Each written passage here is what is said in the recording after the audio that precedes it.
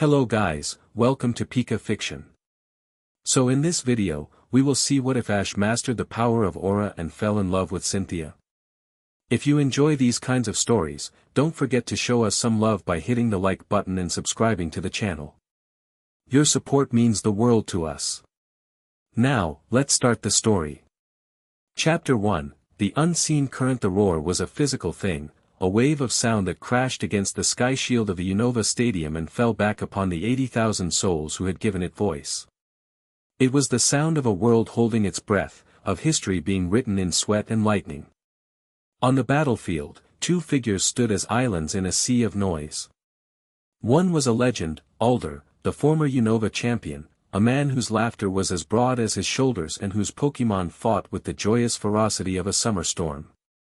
The other was the challenger, a young man who had blazed through the World Coronation series with a quiet intensity that baffled commentators and electrified audiences. Ash Ketchum was 21 years old. The boy who had left Pallet Town with a stubborn Pikachu and a loud-mouthed hunger for greatness was a ghost, a fond memory. The man who stood in his place was something else entirely. He wore the same simple clothes, a blue jacket, a familiar red and white cap, but they hung on a frame steeled by years of relentless travel. His face, once open and artlessly expressive, was now a study in calm. His eyes, a warm and familiar brown, held a depth that seemed to absorb the stadium's frantic energy and return it as serene focus. In the commentator's box, high above the field, the mood was just as tense. "I've never seen anything like it," Lance, Diantha, the Kalos champion, murmured into her microphone, her voice a hushed counterpoint to the crowd's roar. "Alder's team is fighting at the peak of their power, but Ketchum, he's not just commanding his Pokémon. He's dancing with them." Lance, the champion of Kanto and Johto, nodded, his gaze fixed on the field. "It's his anticipation. His Lucario knew that last close combat was coming before Alder even gave the command for Bufflin to use head charge. It wasn't a prediction, it was a foregone conclusion." A third voice, cool and analytical, joined them. "It's the efficiency that's remarkable." Cynthia, the Sinnoh champion, leaned forward, her elegant posture unmarred by the tension. Her platinum blonde hair cascaded over one shoulder, and her gray eyes, sharp as a shard of obsidian, missed nothing. She was there as a guest analyst, a favor to the league, but she was watching with the focused intensity of a scholar who had just stumbled upon an undiscovered civilization. There is no wasted energy. No hesitation. Look at Ketchum's posture. He's perfectly still. Most trainers in his position would be pacing, shouting, consumed by adrenaline. He's like the calm at the center of a hurricane. On the field, the hurricane was Alder's Volcarona. The colossal sun moth Pokémon had just defeated Ash's Lucario with a devastating fiery dance, its 6 wings beating a rhythm of incandescent heat. Lucario had fought with a chillingly precise grace, its movements flowing into one another like water, but the sheer, overwhelming power of a champion's ace had been too much. It returned to its Pokeball in a flash of red light, leaving a single combatant on Ash's side of the field. Pikachu. A collective sigh of sympathy and disappointment rippled through the stadium. The little electric mouse was famous, a beloved icon, but this was Volcarona. It was a creature of mythic power, its body temperature capable of boiling the air around it. Quiver Dance had already boosted its speed and offensive stats to terrifying levels. This wasn't a battle, it was a formality. "A valiant effort from Ash Ketchum," Diantha said, her tone tinged with finality. "To make it this far, to push Alder to his absolute last Pokémon, he should be incredibly proud." Cynthia said nothing. Her eyes were narrowed, focused not on the gigantic, flaming insect, but on the small, yellow mouse and the still figure of its trainer. There was something there, an energy she couldn't see but could almost feel. A subtle pressure against the air, a hum just below the threshold of hearing. It was the same energy she had sensed throughout the match, a quiet current flowing beneath the surface of every command, every dodge, every attack. Alder, ever the sportsman, gave Ash a warm, encouraging smile. "You've done well, son. It's been a long time since a battle has felt this alive. But I'm afraid this is the end of the road. Volcarona, let's finish this with honor. Fiery dance. The world became a vortex of flame. Volcarona's wings blazed, unleashing a spiral of fire that tore across the field, superheating the air into a shimmering haze. It was a move of beautiful, absolute destruction.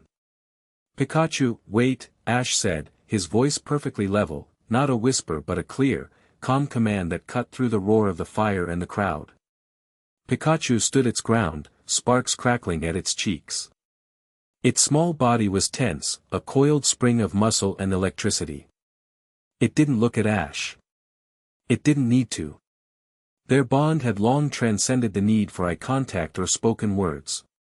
It was a silent, unbreakable circuit of trust. He's not having it, dodge. Lance exclaimed, baffled. That's suicide. The fiery dance was almost upon them. The heat was a physical blow, pressing on them. Ash didn't flinch. His eyes were locked on the approaching inferno, but he was seeing something else, not the flames, but the energy within them, the path they would carve, the space between the embers. Now, Ash said. Iron Tail, on the ground. Spin. It was an insane command. An attack against the floor. But Pikachu obeyed instantly. Its tail hardened to a metallic sheen, and it slammed it into the scorched turf of the battlefield. Using the impact as a pivot, it spun its entire body, a low, blurring cyclone of yellow. The motion kicked up a screen of dust, dirt, and shattered rock. The fiery dance smashed into the makeshift shield. For a moment, the world was nothing but a roaring, chaotic explosion of fire and earth. The crowd gasped, certain they had just witnessed the challenger's defeat. But Cynthia saw it. Through a momentary gap in the maelstrom, she saw Ash take a single, deliberate step to his left. It was a small, almost insignificant movement, but it was timed with an impossible precision. As the smoke cleared, a collective shout of disbelief erupted from the stadium. The fiery dance had carved a deep, molten trench in the field, but it had passed them by. Pikachu stood, panting but unharmed, in a small pocket of safety just to the left of the attack's main path. It had used the spin not as a shield, but as a smokescreen for a fractional, perfectly timed sidestep. A sidestep that mirrored its trainers. How? Diantha's voice was pure astonishment. How could he possibly know the exact trajectory of the attack through that much debris? He didn't know, Cynthia breathed, her knuckles white where she gripped the edge of her console. He felt it. Alder's jovial expression had vanished, replaced by a look of profound, serious respect. He had seen 1,000 battles, 1,000,000 strategies, but this was something new. It was as if his opponent was reading the source code of the battle itself. Incredible, Alder said, his voice booming across the field. Truly incredible. But raw power is a different beast entirely. Volcarona, Hurricane. Volcarona beat its mighty wings, and the air itself became a weapon. A tempestuous gale blasted across the stadium, threatening to tear Pikachu from its feet. The little mouse dug its claws into the ground, its body flattened against the gale. Pikachu, stay low. Ash's voice was a firm anchor in the storm. He stood perfectly balanced against the wind, his jacket whipping around him, his cap pulled down tight. He seemed utterly immovable. He's pinned. Lance declared. Volcarona can attack with impunity now. It's a trap, Cynthia whispered, so softly only she could hear. Alder saw his chance. Now, bug buzz. Volcarona emitted a deafening, high-frequency cry. The sound waves were visible, a shimmering distortion that rocketed towards the immobilized Pikachu. There was no dodging this. But Ash wasn't looking at the bug buzz. He was looking at Volcarona. He saw the slight dip of its left wings as it maintained the hurricane, the fractional shift in its center of gravity. He saw the opening. It was there for less than a heartbeat, a fatal, infinitesimal flaw in a perfect storm. Pikachu. Ash's voice rang with sudden, absolute authority. Use the current. Electroweb, now. Pikachu didn't fight the hurricane. It used it. With a defiant cry, it leaped into the gale, allowing the wind to catch it and hurl it upwards, over the incoming bug buzz. Mid-air, it spun and launched a crackling net of electricity. Carried by the furious winds, the Electroweb shot towards Volcarona not at the speed of a Pokémon's throw, but at the speed of the hurricane itself. Volcarona, locked into its dual attack pattern, couldn't react in time. The net slammed into it, and a jolt of electricity coursed through its body, causing its wings to falter. The hurricane died instantly. He turned Volcarona's own attack into a delivery system, Lance said, shaking his head in disbelief. The strategic genius required for that is off the charts. It's not just strategy, Cynthia countered, her eyes wide. It's instinct. A level of instinct that borders on precognition. Volcarona thrashed, easily shredding the Electroweb, but it was slowed. More importantly, its rhythm was broken. The momentum was shifting. Alder knew it, too. This was the moment. The decisive blow. Don't let them breathe. Volcarona, end this. Overheat. The air in the stadium seemed to crystallize. Volcarona's body became a miniature sun, blazing with an intensity that forced people in the front rows to shield their eyes. The energy it gathered was immense, a world-ending inferno that would leave nothing but a crater. Ash didn't shout a command. He didn't make a sound. He simply closed his eyes. For a split second, a profound stillness fell over his side of the field. The roar of the crowd, the building energy of the overheat, the frantic commentary, it all faded into a distant hum. In that pocket of silence, there was only Ash and Pikachu.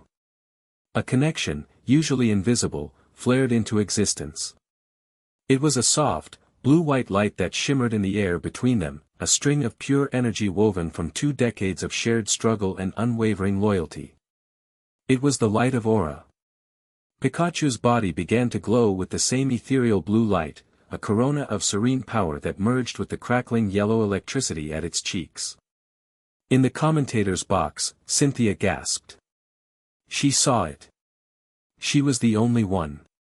For an instant, she saw the world as Ash did, a tapestry of energy, of life force. She saw the blazing, chaotic storm of Volcarona's power, and she saw the calm, focused, impossibly dense pinpoint of light that was Ash and Pikachu, waiting. What is that? Diantha asked, seeing the faint blue glow around the electric mouse. I've never seen a Pikachu do that. Cynthia couldn't answer.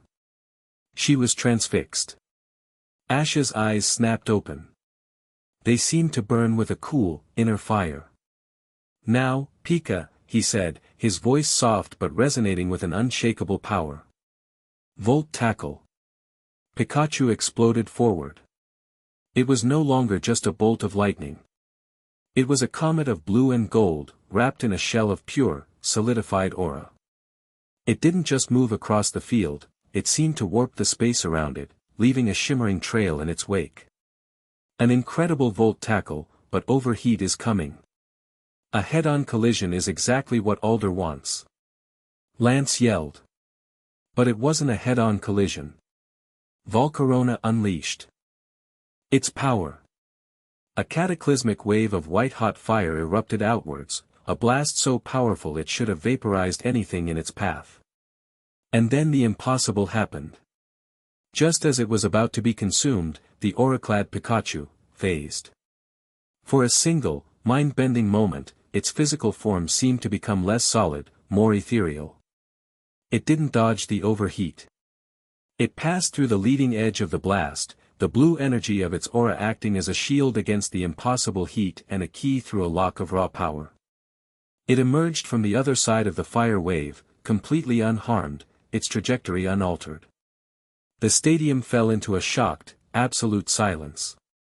80,000 people, plus a former champion and 2 current ones, were witnessing something that defied the known laws of Pokémon battles. Alder's eyes were wide with shock. He had no time to issue another command. He could only watch. Pikachu, still cloaked in its shimmering blue-gold mantle, slammed into Volcarona. There was no grand explosion. It was a sharp, clean impact, like a perfectly struck bell. The blue aura discharged on contact, not as damage, but as a wave of pure, overwhelming energy that seemed to momentarily short-circuit Volcarona's own life force. The giant moth Pokémon shuddered, its fiery glow extinguished in an instant. Its eyes went blank, and it fell from the sky, crashing to the field with a heavy, final thud. For a long moment, the only sound was the faint, lingering hum of expended energy. Then, the referee, his face pale with shock, slowly raised his flag. Volcarona is unable to battle. Pikachu is the winner. Which means the victory, and the new title of World Coronation Series Monarch, goes to Ash Ketchum. The silence shattered. The roar that followed was not one of excitement, but of pure, unadulterated shock and awe. It was the sound of a paradigm shifting, of a world realizing it had just seen the rules rewritten. Ash walked calmly onto the field. He didn't pump his fist. He didn't cheer. He simply knelt beside Pikachu, who was panting heavily, the blue aura light having faded completely. "You were amazing, buddy," Ash murmured, scratching Pikachu behind the ears. "I knew you could do it." Pikachu leaned into the touch with a weak but contented, "Cha." Alder recalled his Volcarona, his expression one of deep contemplation. He walked across the field and extended a hand to Ash. "That," Alder began, searching for words. "That wasn't a strategy, was it? That last move." Ash stood, taking his hand. "It was trust," he said simply, a small, genuine smile finally gracing his lips. "Just trust." Alder stared at him for a long moment, then a slow, booming laugh escaped him. "Trust. Of course. The one thing you can't study in a book. Congratulations, Monarch. You have more than earned it." As Ash stood on the podium, the Monarch's trophy in his hands, the flash of cameras was a blinding storm. He gave a short, gracious speech, thanking his Pokémon, his friends, and Alder for an incredible battle. He held the trophy aloft, and the crowd roared his name. But his eyes were distant, his presence already receding from the pomp and circumstance. He had won. He was the strongest trainer in the world. But for him, the title was just a landmark, not a destination. The real journey was a quieter, more personal one. The noise of the stadium faded to a distant murmur behind the thick concrete walls of the backstage corridors. The air in the victor's locker room was cool and smelled faintly of ozone and clean laundry. Ash sat on a simple bench, carefully toweling Pikachu dry. The little mouse was perched on his knee, nibbling on a slice of apple and looking immensely pleased with himself. Most trainers, upon achieving the pinnacle of their life's ambition, would be celebrating wildly. They would be on the phone with family, mobbed by press, or planning a party that would shake the city. Ash was simply enjoying the quiet. On a large screen mounted to the wall, a news broadcast played on mute. The smiling face of an anchor gave way to footage of a deep, unnatural-looking chasm in a field. The headline crawl at the bottom of the screen read, "Geological instability near Celestic Town in Sinnoh, scientists baffled by unexplained energy void." Ash glanced up at the screen. As his eyes fell on the image of the fractured earth, a strange sensation prickled at the back of his neck. It was a faint, cold whisper, a feeling of absence. A void. It was an unpleasant, alien feeling, so different from the warmth and vibrancy of the aura he was accustomed to. He frowned, a flicker of unease disturbing his calm. He'd felt something similar once before, a long time ago, in a place called the Distortion World, but this felt older. Colder. He shook his head slightly, dismissing it. It was probably just the exhaustion of the battle playing tricks on his senses. He focused back on Pikachu, who had finished his apple and was now trying to steal the cap off Ash's head. "Hey, cut it out," Ash laughed, ruffling the fur on Pikachu's head. "You earned your rest, not my hat." A firm, polite knock echoed from the door. "Come in," Ash called, expecting a league official or a member of his support staff. The door opened, and Cynthia stepped inside. She was even more striking in person than on a television screen. In the stark, fluorescent light of the locker room, her presence seemed to fill the space. She had shed her commentator's headset and jacket, leaving her in a simple but elegant black dress. She wasn't smiling. Her expression was one of intense, focused curiosity, the look of a historian who had just found a living, breathing dinosaur. "Champion Cynthia," Ash said, a note of surprise in his voice. He stood up, Pikachu hopping from his knee to his familiar perch on his shoulder. "I wasn't expecting to see you. It was an honor to have you commentating." "The honor was all mine, Monarch Ketchum," she replied, her voice as smooth and cool as polished stone.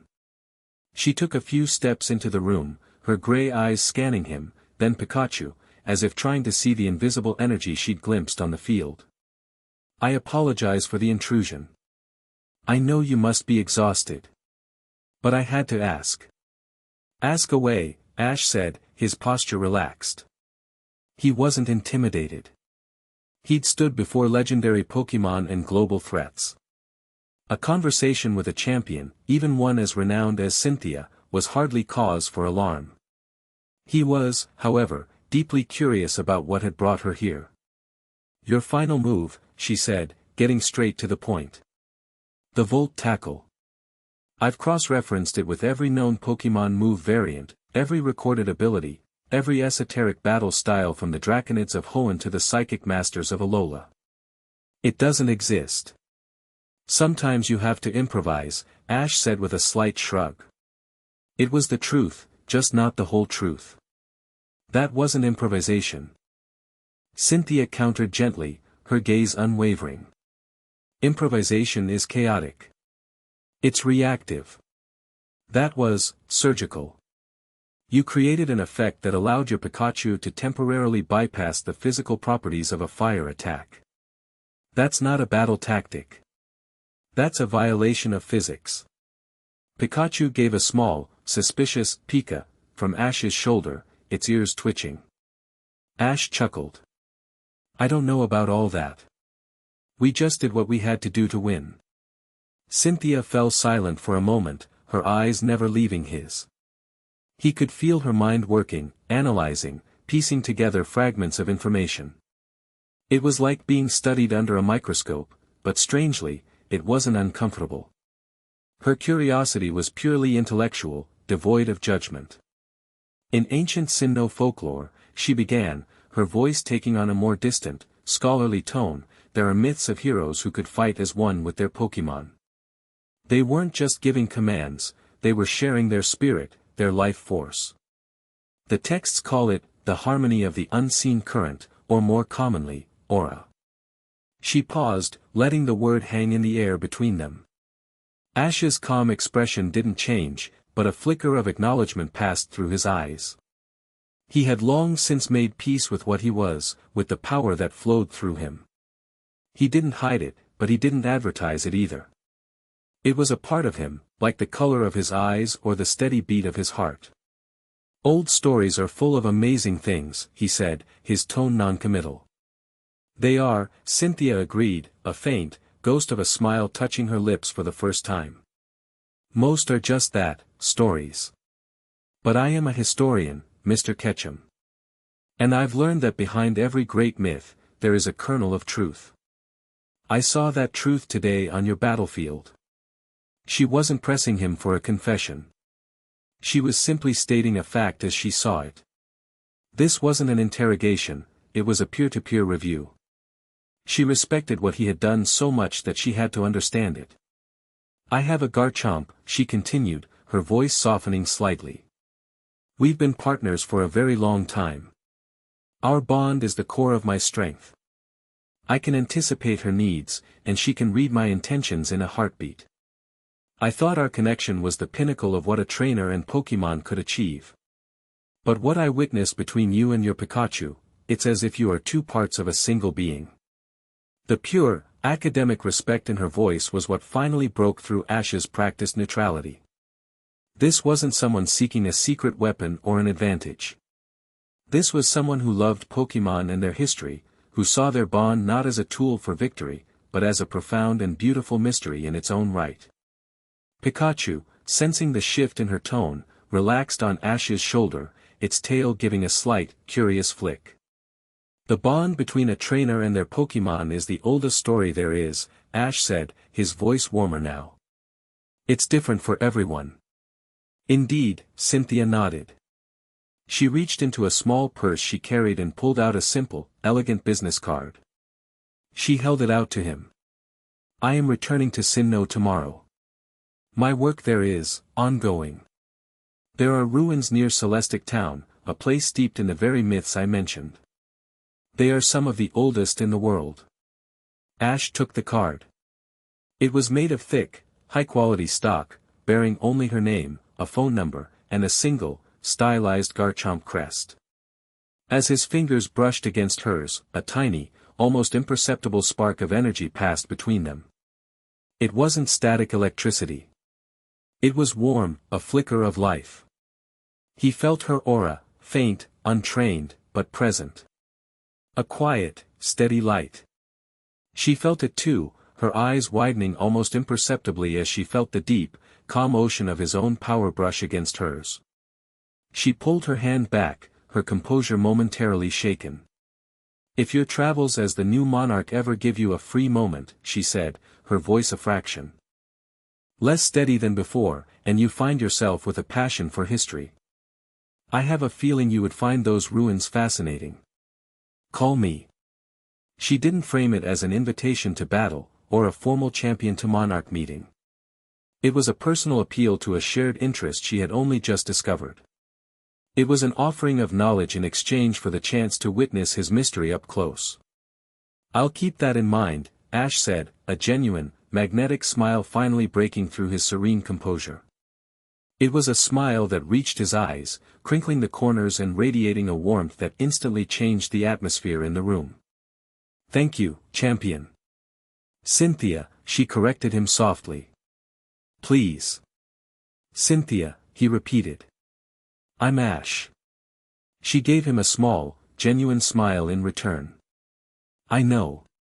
The whole world knows tonight. Get some rest, Ash. You've earned it. With a final nod, she turned and walked out of the room, leaving the door to click softly shut behind her.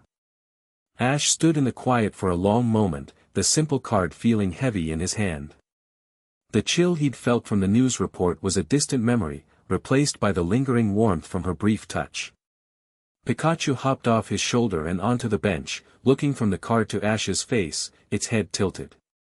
What do you think, buddy? Ash asked, his gaze distant. A trip to Sinnoh? It's been a while. Pikachu gave a cheerful, enthusiastic cry. Pika Pikachu. Ash looked from the card in his hand to the muted television screen, where the anchor was now showing satellite imagery of the Celestic Town region, a dark, strange blot on the energy readings. A champion's curiosity. An ancient power. And a cold, encroaching void.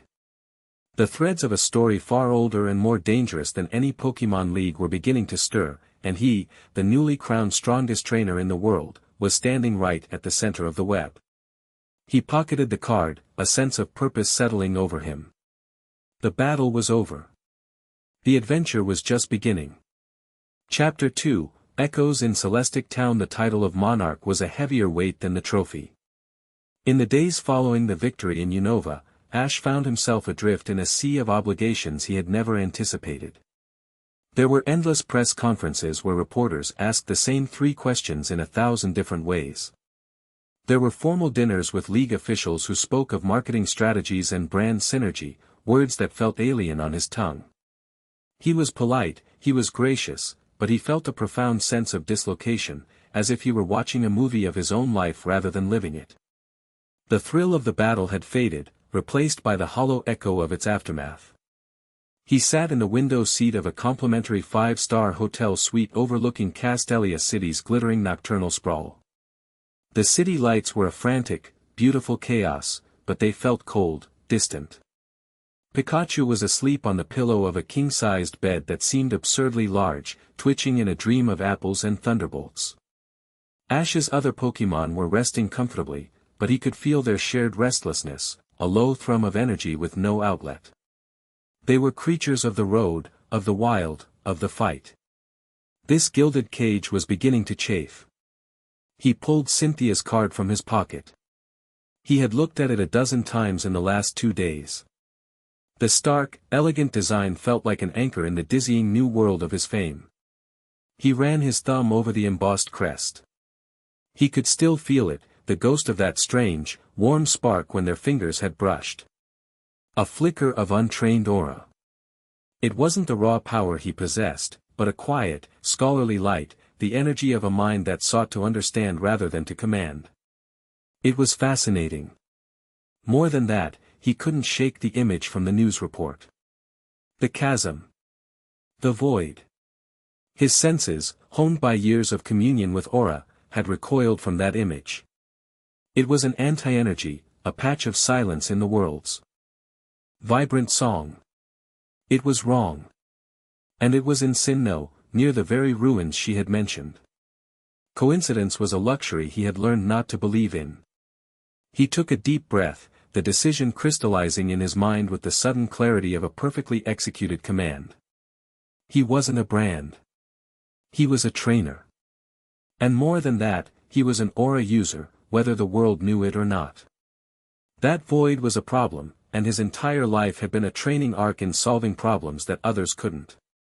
He picked up his phone, his movements suddenly filled with a purpose that had been lacking for days. He dialed the number on the card. It rang twice before she answered. Cynthia. Her voice was as clear and composed as he remembered, but he could detect a faint note of surprise. It's Ash Ketchum, he said, feeling a strange sense of relief just saying his own name without the title attached. I hope I'm not calling too late. Ash. Not at all. There was a brief pause, a subtle shift in the atmosphere over the line. He could picture her, perhaps in her own quiet study, straightening up, her focus narrowing. I'll admit, I wasn't sure if you would call. You mentioned your work in Sinnoh, he said, getting straight to the point. The ruins near Celestic Town. I saw a news report about some geological trouble there. It looked strange.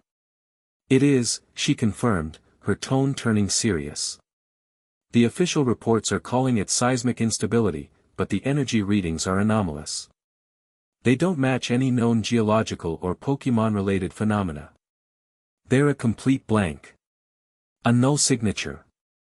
A null signature. The phrase sent a chill down his spine.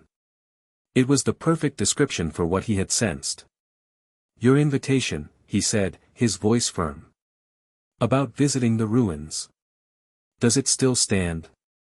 The relief in her voice was palpable, though she tried to veil it with professionalism. Of course.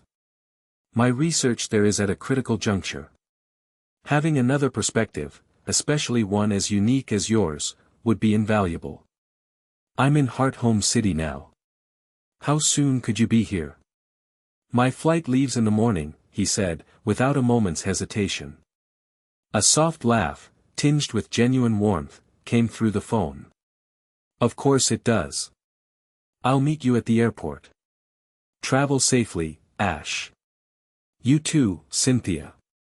He hung up the phone and looked out the window. The city lights no longer seemed cold.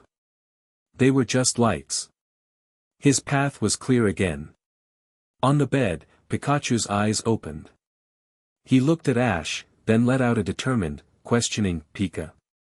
Ash smiled, the first truly relaxed smile in days. Pack your things, buddy, he said. We're going to Sinnoh. The air in Sinnoh tasted different. It was cleaner, sharper, with the crisp scent of pine from the distant peak of Coronet, which dominated the horizon like a sleeping god. The frantic energy of Unova was a world away, replaced by a sense of deep, abiding history. Ash felt it the moment he stepped off the plane. The very ground here hummed with an ancient power, a complex harmony of legends that he felt as a subtle pressure on his skin. Cynthia was waiting for him just past the terminal gate. She stood out from the bustling crowd not because of any overt display, but because of her stillness. She was dressed practically for travel in dark trousers and a stylish beige trench coat, her hair tied back in its usual elegant style. As he approached, her professional smile softened into something more genuine. "Welcome to Sin-No, Monarch," she greeted him, a playful glint in her grey eyes. "Just Ash is fine," he said, shifting the strap of his backpack on his shoulder. Pikachu gave a friendly chirp from his customary spot. "Thanks for meeting me." "It's my pleasure. I hope your flight was smooth." Her eyes flickered to Pikachu, and then to him, a flicker of that same scholarly curiosity from the locker room. "I've arranged for a car. Celestic Town isn't far." The drive was quiet and comfortable. They bypassed the urban sprawl of Hearthome and quickly found themselves on winding country roads flanked by dense forests. The landscape was a tapestry of deep greens and earthy browns, a far cry from the concrete canyons of Castelia. Cynthia drove with a quiet competence, her hands steady on the wheel. She spoke of Sinnoh's history, not as a lecture, but as if sharing stories about an old friend, pointing out landmarks and weaving in tales of their mythical origins. Ash listened intently, absorbing the information, but his own senses were telling him a different story. As they drew closer to Celestic Town, he felt the background hum of the region's aura begin to thin, like a radio signal weakening. "We're getting close," he said quietly, looking out the window. Cynthia glanced at him. "The road signs say another 10 kilometers. How do you know?" "The air is getting quieter," he replied, struggling to put the sensation into words. "The energy. It feels muted." She didn't question him. She simply nodded, her expression growing more serious. "That matches the sensor readings. The effect is localized, but it's expanding, slowly. The town's Pokémon have been agitated for weeks." Celestic Town was nestled in a small, secluded valley, a place that seemed to exist outside of time. The buildings were old, made of dark stone and timber, many adorned with carvings depicting Dialga and Palkia. A gentle mist clung to the ground, muffling sound and lending the air a reverent stillness. There was no bustling Poke Mart, no grand contest hall. There was only a small historical research center, a handful of homes, and at the center of town, a small shrine. Cynthia parked the car in front of a modest but well-kept house, its garden overflowing with gracidia flowers. An elderly woman was waiting on the porch, her back ramrod straight, her eyes, the same sharp gray as Cynthia's, missing nothing. She held a steaming mug in her hands and watched them approach with a look of shrewd appraisal. "Grandmother," Cynthia said, her voice filled with affection as she embraced the woman. "This is Ash Ketchum. Ash, this is my grandmother, Carolina." "So," Carolina said, her voice a dry, rustling whisper like old parchment. She looked Ash up and down, her gaze lingering on Pikachu. "This is the one you've been talking about. The boy who broke the rules of battling." Ash felt a flush of surprise. "Ma'am, it's an honor to meet you." "Humph, honor's a heavy word. Let's see if you earn it," she said, though her eyes held a spark of humor rather than malice. She took a sip from her mug.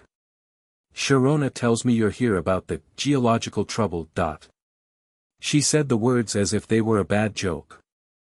"The earth doesn't just split open for no reason, boy. Something is wrong here. Something old." "That's what we're here to find out," Cynthia said, stepping in. "Ash has a unique sensitivity to these things." Carolina's gaze sharpened on Ash again. "Is that what you're calling it now? A unique sensitivity?" She took a step closer to him, her eyes seeming to peer right through him. "When I was a girl, we had a simpler name for it. We called it the sight." She turned and headed back inside.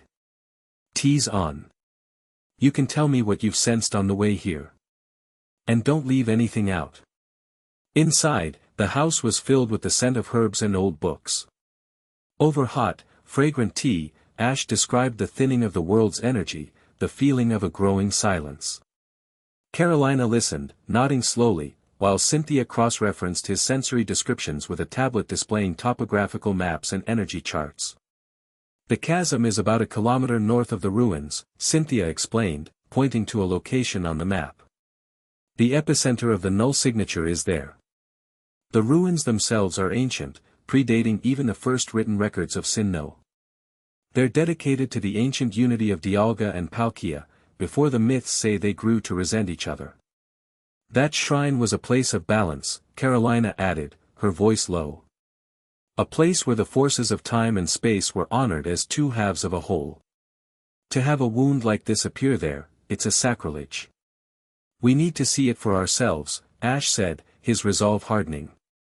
The feeling of the void was a constant, low-grade hum at the edge of his perception now, a wrong note that he couldn't ignore. Cynthia nodded, closing her tablet. Grandmother, will you be all right? I've lived in this town for 80 years and stared down empty coronet every morning, she retorted dryly. I'll be fine. You two just be careful. The wild Pokemon in that forest have not been themselves lately. They're scared. And scared things bite. The path to the ruins was overgrown, the air thick with the smell of damp earth and decaying leaves. The forest was unnervingly quiet. There was no birdsong, no rustle of unseen creatures in the undergrowth. There was only the sound of their footsteps and the oppressive, growing silence that Ash felt pressing in on him. It was more than just a lack of sound, it was a lack of life. The null field is stronger here, Cynthia murmured, holding up a small, handheld device. The screen was displaying a chaotic scramble of static. It's interfering with my equipment. I don't need equipment to feel it, Ash said, his hand resting on Pikachu's head. The electric mouse's fur was standing on end, its cheeks sparking nervously. It's like, holding your breath for too long. A pressure. A deep cold. They broke through the tree line into a large, circular clearing. Before them lay the ruins. They weren't grand structures, but a sprawling complex of low, weathered stone walls and fallen pillars, half swallowed by moss and time. But dominating the far side of the clearing was the chasm. It was a jagged, ugly scar in the earth, 50 meters long and at least 10 wide. The edges were sharp, unnatural, as if a giant claw had torn the world open. No rocks or debris littered the sides, it was just a clean, deep fissure that plunged into darkness. But the most disturbing part was the feeling that emanated from it. The cold Ash had felt was a palpable force here. It leached the warmth from the air and the color from the landscape. It was a profound emptiness, a metaphysical black hole that drank life and energy. He felt his own aura flicker and dim in its presence, like a candle in a gale. Arceus, Cynthia breathed, her scientific composure momentarily shattered by the sheer wrongness of the sight. Her sensors were completely dead. The energy required to do this, it wasn't created by energy, Ash said, his voice tight. It was created by a lack of it. Something was here, and it ate. It consumed everything. The rock, the dirt, the life force in the ground. Everything. He took a step closer, and the feeling intensified. It was a physical nausea, a dizzying vertigo, as if the ground beneath him was ceasing to exist. He instinctively threw up a thin, shimmering barrier of his own aura around them. The effect was immediate. The oppressive cold lessened, the nausea subsided, and the air seemed to become breathable again. Cynthia gasped, looking at her hands. The pressure, it's gone. What did you do? Just pushed it back a little, Ash said, his brow furrowed with concentration. It's fighting me. It doesn't like the aura. Cynthia stared at him, at the faint, almost invisible shimmer in the air around them. This was it. The living myth. He was actively manipulating the unseen current she'd only ever read about, using it as a shield against a force that defied her understanding. Incredible, she whispered, her mind racing to catalog the experience. While Ash maintained the protective field, Cynthia moved towards the edge of the chasm, her archaeologist's instincts taking over. She knelt, examining the strange, sharp edges of the fissure. There are no stress fractures. No signs of tectonic shifting. You're right. This wasn't a natural event. It's like a piece of reality was just deleted. Ash, meanwhile, closed his eyes, focusing his senses past the roar of the void. He tried to listen to the stones of the ruins, to the memory of the land. He pushed his aura outwards, not as a shield, but as a sonar, feeling for echoes of what had happened. He saw it in his mind's eye, a flash of darkness, not of shadow, but of absolute nothingness. He felt a fleeting sensation of hunger, a cold, clinical, and utterly alien desire to consume. And he heard a sound, a distorted, chilling whisper, a chorus of voices speaking in unison, chanting a single, sibilant word. Silence. His eyes snapped open. There were people here, he said, his voice grim. They did this. They summoned, whatever this is. Just as he spoke, a flicker of movement at the edge of the clearing caught his eye. A shape detached itself from the shadows of the forest. It was a staraptor, but it was horrifyingly wrong.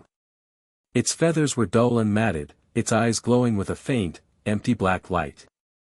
Its movements were stiff, jerky, its head twitching at an unnatural angle. A low, distorted static emanated from it instead of a proud cry. Get back, Ash warned, stepping in front of Cynthia. Before he could finish the sentence, more figures emerged. A hulking Lux Ray, its fur patchy, its powerful muscles moving with a marionette's awkwardness.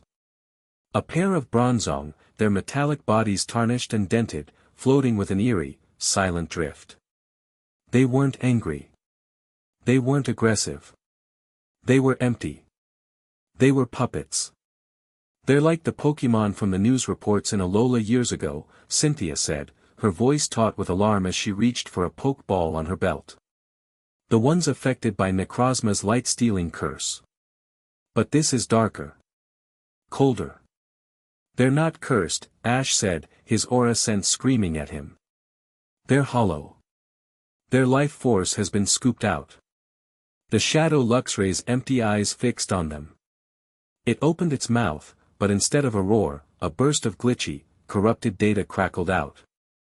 It launched itself forward, its claws extended, moving with a speed that belied its jerky movements. There was no time for a grand strategy. There was only instinct. Pikachu, Thunderbolt. Ash commanded. Garchomp, let's go. Cynthia yelled, throwing her Pokeball. Her ace emerged in a flash of light, the powerful land shark dragon letting out a ferocious roar that was a stark contrast to the corrupted silence of their foes. Pikachu leaped from Ash's shoulder, unleashing a massive bolt of lightning. The thunderbolt slammed into the charging Luxray, but the shadow creature barely flinched. It was thrown back, but it scrambled to its feet immediately, no sign of pain or paralysis on its vacant face. They're resistant to pain. Cynthia realized, her eyes wide. Traditional tactics won't be enough. Garchomp, Dragon Claw. Garchomp surged forward. Its claws glowing with draconic energy, and met the Luxray in a shower of sparks. At the same time, the two Bronzong floated forward, their bodies beginning to glow. They're going to use Euro Ball. Cynthia warned. Their unnatural stillness means it will hit with maximum power. Infernape, stand by for battle. Ash threw his own Pokeball. The Fire Ape appeared with a battle cry, fists already wreathed in flame. Infernape, Mach Punch on the Bronzong to the left. Pikachu, Volt Tackle on the right. Don't let them spin up. The two Pokemon shot forward, a blur of fire and lightning. Infernape's fist slammed into one Bronzong, the super effective blow sending it careening into a pillar. Pikachu, wreathed in electricity, smashed into the other, the impact echoing like a gunshot. But like the Luxray, they recovered with unnatural speed, their empty eyes still fixed on their targets. The shadow Staraptor dived from above, aiming for Cynthia. "Look out!" Ash yelled. But Cynthia was already reacting. "Garchomp, break off. Use Stone Edge." Garchomp disengaged from the Luxray in a fluid motion, slamming its claws into the ground. A series of sharp, glowing stones erupted from the earth, flying upwards and forcing the Staraptor to swerve. The maneuver, however, left Cynthia's back exposed to the recovering Bronzong. The metallic Pokémon unleashed a distorted, silent psychic wave. Before Cynthia could even register the new threat, Ash's Infernape was there, planting itself in front of her and taking the full force of the attack. It grunted, staggering back, but held its ground. "Thanks," Cynthia said, her voice tight with adrenaline. There was no time for more. They were back to back, a small island of life in a sea of emptiness.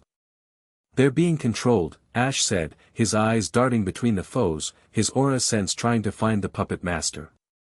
"There's a signal, faint and cold. Then we need to disrupt it," Cynthia concluded, her mind racing. A widespread, powerful attack might sever their connection. "Garchomp, get ready. We're using Draco Meteor." It was a risky move. Draco Meteor was incredibly powerful, but it would leave Garchomp weakened, and its indiscriminate nature could damage the ruins. "It's too slow," Ash countered, his mind working in perfect sync with hers. He saw her logic, but his senses offered a different solution. "They'll just tank the damage and keep coming. We don't need to destroy them. We need to wake them up." He focused, drawing on his aura. "Infernape, close quarters. Pikachu, stay with me. Cynthia, have Garchomp pin down that Luxray. Don't let it move." It was a testament to the trust he had already earned that she didn't question him. "Garchomp, do it. Use Brick Break on the Luxray." Garchomp roared and slammed the Luxray to the ground, pinning it under its immense strength. Meanwhile, Infernape charged the two Bronzong, its fists a blur of motion, engaging them in a furious flurry of close-range attacks. This left Ash and Pikachu facing the diving Staraptor. "Okay, buddy," Ash said, his voice dropping low. A soft, blue light began to emanate from his hands. "Let's show them what real energy feels like." Aura Sphere. It wasn't a command for Pikachu. It was for himself. He thrust his hands forward, and a sphere of pure, pulsating blue energy materialized between them. It was a move he had learned to copy from a Lucario years ago, a move he had spent countless hours perfecting in secret. The Staraptor dived, its beak aimed at his heart. He didn't throw the sphere. He held it. "Pikachu, Thunderbolt. Into the sphere." Pikachu leaped onto his shoulder and unleashed its full power not at the enemy, but directly into the orb of aura. The sphere absorbed the electricity, the blue light turning a brilliant, violent gold, crackling with untamed power. The energy construct swelled, becoming unstable. "He's combining aura with electricity?" Cynthia breathed, watching in astonishment from the corner of her eye while directing Garchomp. "Is that even possible?" At the last possible second, as the Staraptor's beak was inches from his chest, Ash thrust the electrified aura sphere upwards. It didn't strike the Pokémon with brute force. It enveloped it. For a moment, the shadow Staraptor was trapped in a golden orb of pure, life-giving energy. It thrashed, and the corrupted static coming from it rose to a fever pitch. Then, with a final, piercing shriek, a real shriek, the black light in its eyes shattered. The dullness of its feathers receded, replaced by a healthy sheen. It fell to the ground, confused and exhausted, but alive. Healed. "It worked," Ash said, a grin of relief breaking through his intense concentration. "The aura, it can overwrite the corruption." But the brief victory came at a cost. The Luxray, seeing its aerial support neutralized, threw Garchomp off with a surge of desperate, dark strength and charged Ash, who was momentarily winded from the effort of the complex technique. "Ash! Cynthia cried out. He had no time to move, but he didn't need to. Garchomp, moving with a speed that defied its size, slammed into the Luxray's flank, sending it tumbling away. Cynthia's ace stood protectively over Ash, roaring a challenge at the remaining foes. The bond between Cynthia and her Pokémon was so strong, it had acted without a verbal command, mirroring the synergy Ash had with his own team. A shared look passed between Ash and Cynthia over Garchomp's shoulder. It was a look of mutual respect, of understanding forged in the heat of a shared crisis. The remaining shadow Pokémon, the Luxray and the two Bronzong, suddenly froze. Their jerky movements ceased. The black light in their eyes faded, and they collapsed to the ground in a heap, unconscious but no longer corrupted. The cold, controlling signal had vanished. Whoever was behind this had cut their losses and retreated. The silence that fell over the clearing was different now. It was a natural silence, the quiet of an empty forest, not the oppressive void from before. The chasm still radiated its chilling emptiness, but the immediate, animate threat was gone. Ash walked over to the unconscious Luxray, kneeling beside it. He placed a hand on its side, channeling a gentle, steady stream of aura into it, stabilizing its life force. Cynthia recalled her Garchomp, her heart still pounding. She walked over to him, her expression a mixture of awe, relief, and deep concern. That was. I've never seen anything like it. You healed it. Their aura was just, suppressed. Covered up, Ash explained, standing up. It was still there underneath. I just gave it a jump start. He looked around at the clearing, at the sleeping Pokémon, at the ominous chasm. But this was just a probe. A test. They wanted to see who was investigating. He walked over to the central altar, a large, flat stone near the edge of the chasm where the null energy felt the strongest. The battle had dislodged a layer of moss and grime from its surface. Carved into the ancient stone, stark and chilling, was a symbol that hadn't been visible before. It was a perfect circle, with a thick, spiraling line coiling inwards, getting thinner and thinner until it terminated at a single point in the center. It looked like a whirlpool, a drain, a vortex pulling everything into a final point of nothingness. The design itself seemed to absorb the light, radiating the same cold, life-draining sensation as the chasm. Ash reached out to touch it, but Cynthia grabbed his arm. Don't. The energy from it is, but he already felt it. Even without touching it, the symbol's intent was clear. It was a beacon for the void.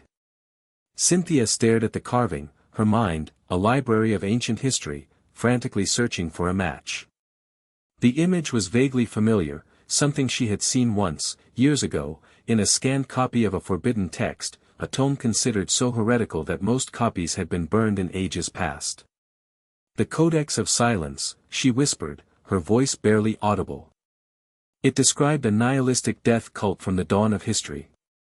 They didn't worship any legendary Pokémon. They worshipped the end of all things. The ultimate peace of non-existence. They called it the Great Silence. She looked from the terrifying symbol to Ash, her gray eyes dark with the weight of her discovery. They called themselves the Echo Eaters. The name hung in the air, cold and sharp as the edge of the chasm beside them. They weren't just dealing with a geological anomaly or some corrupted Pokémon. They had a name for their enemy. An ancient, ideological foe had resurfaced, and they were standing at the site of its first new sermon of silence. Their quiet investigation had just placed them at the forefront of a very old, very secret war. Chapter 3, The shadow of Paul. The silence in the clearing was a fragile thing. The oppressive, soul-leeching void from the chasm was still a constant pressure, but the immediate, animate threat had passed. The 5 corrupted Pokémon lay in heaps on the mossy ground, breathing shallowly, their bodies free from the dark influence but their minds lost in an exhausted stupor. The healed Staraptor stirred weakly, its eyes blinking with confusion as it tried to reassert its own reality. Ash stood before the crude, spiraling symbol on the altar, the name Cynthia had whispered still echoing in his mind. Echo Eaters. It was a viscerally ugly name, one that spoke of consumption and theft. It fit the cold, hungry feeling of the void perfectly. Cynthia was a few paces away, her professional composure reclaimed, though a new, harder edge had settled in her eyes. She was speaking into her phone, her voice low and urgent. "No, Officer Jenny, don't send a full squad. I need a small, discreet team. A containment crew from the Pokemon Rangers, that's all. The official story is a localized geomagnetic event causing temporary psychosis in the local fauna. Stress that the area is unstable and off-limits to civilians. Yes, I'll take full responsibility." She ended the call and let out a long, slow breath, her shoulders slumping for a fraction of a second before straightening again. The champion persona was a heavy mantle, and he was seeing the weight of it now. "They'll be here in an hour," she said, walking to his side. Her gaze fell on the sinister symbol. "We need to get these Pokemon back to the shelter in town. But this can't be made public." "It would cause a panic," Ash agreed, his voice grim. "No one's equipped to fight an enemy you can't see, one that turns your own Pokemon against you." "Worse," Cynthia added, her voice dropping. "This cult, the Echo Eaters, if the old texts are even partly true, they don't seek power or control. They seek oblivion. How do you negotiate with someone whose only goal is to make you cease to exist? How do you fight an ideology that welcomes defeat as just another form of silence?" Her question hung in the cold air. Ash didn't have an answer. He looked at the unconscious Pokemon, his expression softening. He knelt beside the Luxray, the same one Garchomp had pinned down, and placed his hand on its flank. He closed his eyes, letting a gentle, warming current of aura flow from his palm into the creature. It was like pouring water into a parched field. The Luxray's breathing deepened, its muscles losing some of their tension. Cynthia watched, mesmerized. It wasn't a move, it wasn't a technique, it was an act of pure, quiet restoration. It was as natural to him as breathing. "You have to be careful, Ash," she said softly. "Using your power like that, it must take a toll." "It's more tiring to hold it back," he admitted, opening his eyes. He gave her a faint, weary smile. "It's just, there. A current. If I don't let it flow, it feels like I'm drowning." He stood up, motioning for Pikachu and Infernape to help him. "Let's get them out of here before the Rangers arrive. The less people who see us here, the better." They worked in silence, a team forged by immediate necessity. Ash and Infernape carefully carried the heavier Pokemon, while Cynthia guided the now docile Staraptor, her touch both gentle and firm. Pikachu scurried ahead, scouting the path, its small body a beacon of vibrant energy in the muted forest. As they left the clearing, Ash glanced back one last time at the chasm. It was a gaping mouth in the world, patient and waiting. A profound, instinctual part of him knew this was just the beginning. Carolina's house was a haven of warmth and fragrant steam against the creeping chill of the evening. She had taken one look at their strained faces and the exhausted Pokemon and had shooed them inside, her dry commentary a strange sort of comfort. "So, the old ghosts have learned new tricks," she'd said, her eyes dark with a knowledge that went far beyond historical texts. "I knew this day might come." Now, hours later, the healed Pokemon were resting in a cordoned-off section of the Celestic Town shelter, looked after by a trusted friend of Carolina's. The ranger team had secured the area around the chasm, their official report blaming a rare mineral deposit and stray psychic energies. The lie was thin, but it would hold for a while. Ash, Cynthia, and Carolina sat around the heavy oak table in the kitchen. A detailed map of the Sinnoh region was spread between them, ancient and modern, a palimpsest of history. The Echo Eaters were never a large group, Carolina explained, her finger tracing a line from Celestic Town towards the imposing peak of Coronet on the map. They were a splinter from the ancient people of this land, those who worshipped Dialga and Palkia. While the mainstream glorified the dynamic creation of time and space, the Eaters saw only the friction, the conflict, the inevitable decay. They believed that existence itself was a flaw, a noisy, painful aberration in a universe that craved perfect, eternal silence. Nihilism raised to a cosmic religion, Cynthia murmured, her expression troubled. The texts I read suggested they were wiped out after they attempted a ritual to unmake the spear pillar itself. Wiped out? No, Carolina scoffed. Driven underground. Their beliefs are like a stubborn weed. You can cut the leaves, but the roots remain, waiting for the right conditions to sprout again. They prey on despair. On those who have lost everything and see no more value in the noise of life. Ash listened, his gaze fixed on M. coronet on the map. Spear pillar. The place where Dialga and Palkia were said to have been born.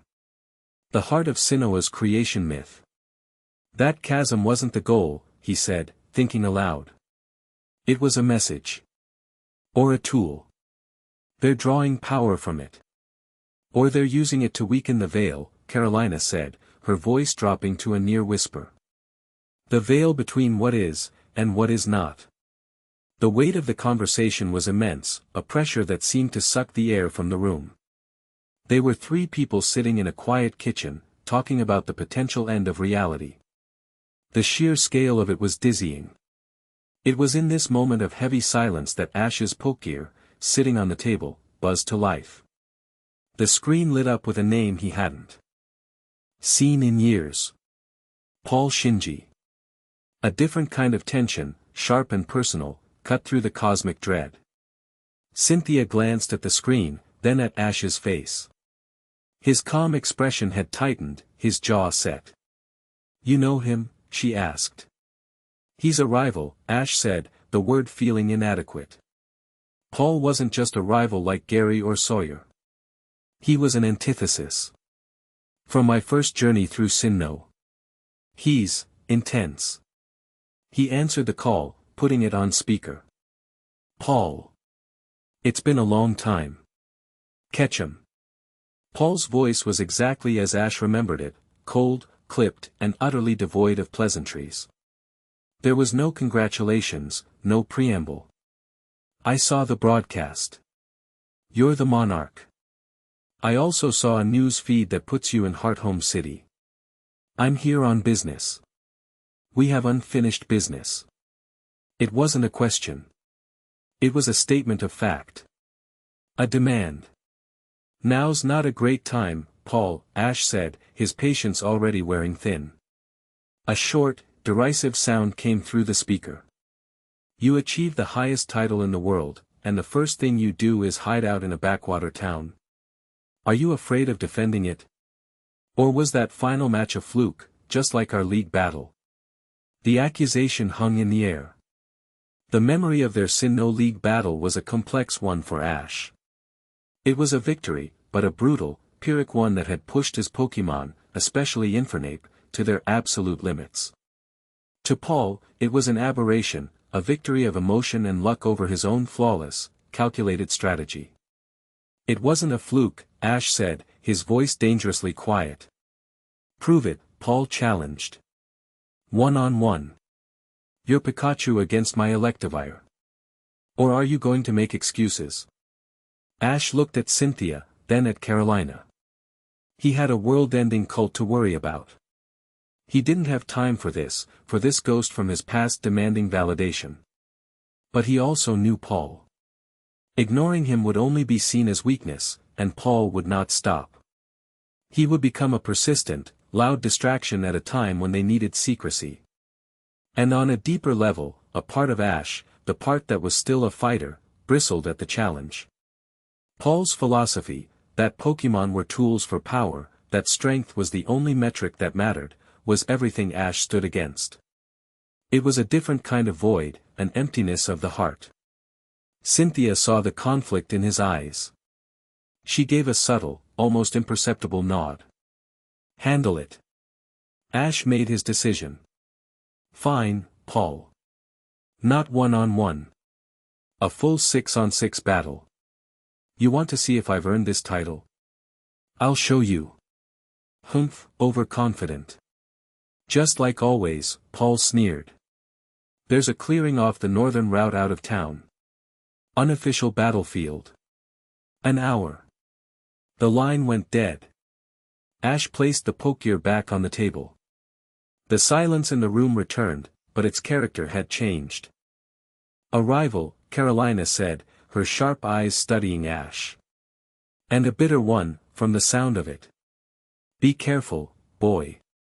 A man with a wounded pride is more dangerous than any wild Pokemon."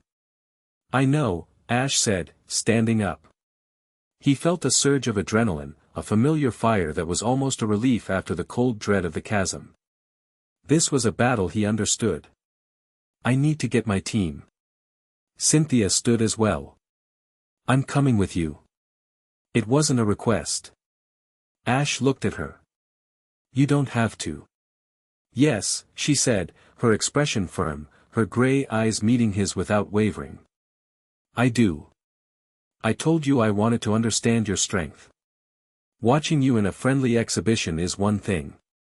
Watching you face an opponent who is your polar opposite, that is something else entirely. Besides," she added, a flicker of something protective in her tone, "someone needs to make sure it remains a Pokemon battle." The clearing was a wide, flat expanse of packed earth, scarred with the faded marks of countless unofficial battles. It was a place for settling scores and testing mettle, far from the regulated stadiums of the league. A cool wind swept down from the direction of Coronet, carrying the scent of pine and cold stone. Paul was already there. He stood with his arms crossed, a severe silhouette against the darkening sky. His purple hair was ruffled by the wind, and his expression was a mask of cold intensity. He was taller than Ash remembered, his frame lean and sharp, honed by the same relentless drive that had always defined him. Behind him, his Electivire stood like a brutish sentinel, its twin tails crackling with latent power. "You brought the champion," Paul noted as Ash and Cynthia approached, his voice laced with disdain. "Looking for an expert opinion when you lose?" "Cynthia is a friend," Ash said simply, walking to his position on the opposite side of the field. He refused to be baited. Pikachu leaped from his shoulder, landing on the ground with a soft thud, its cheeks already sparking. Cynthia didn't engage with Paul. She moved to the sideline, her presence alone a silent statement. She was not a referee or a spectator, she was a witness. Paul's eyes narrowed. "Talk is cheap, Ketchum. Let's see if your new title means anything." He pulled a pokeball from his belt. "Agron, stand by." The ground shook as the colossal steel Anrock Pokemon materialized, its armored body gleaming like a war machine. It let out a deafening roar, a challenge of pure, physical power. Ash met the challenge with calm focus. This was Paul's opening move, a test of raw strength. He needed a counter that was both durable and versatile. "Sceptile, I choose you." The sleek, green forest Pokemon appeared, a blade of grass clenched in its teeth, its yellow eyes sharp and intelligent. It stood in stark contrast to Agron, speed versus power, nature versus industry. A type disadvantage from the start. "Pathetic," Paul sneered. Agron, heavy slam. The behemoth charged, its sheer mass making the ground tremble. It was a straightforward, brutal assault. Sceptile, agility, then leaf blade. Ash commanded. Sceptile became a green blur. It didn't just dodge the charge, it ran circles around the lumbering Agron, its movements fluid and impossibly fast. It closed the distance, the leaves on its arms glowing with a sharp, green light, and delivered a series of rapid-fire slashes against Agron's legs. The sound was like sword striking an anvil. The attacks were super effective, but Agron's colossal defense, augmented by its sturdy ability, meant it barely flinched. "Predictable," Paul grunted. "You're wasting energy." Agron, stone edge, close range. Agron stomped its foot, and pillars of glowing rock erupted from the ground directly beneath the swift Sceptile. There was no room to dodge.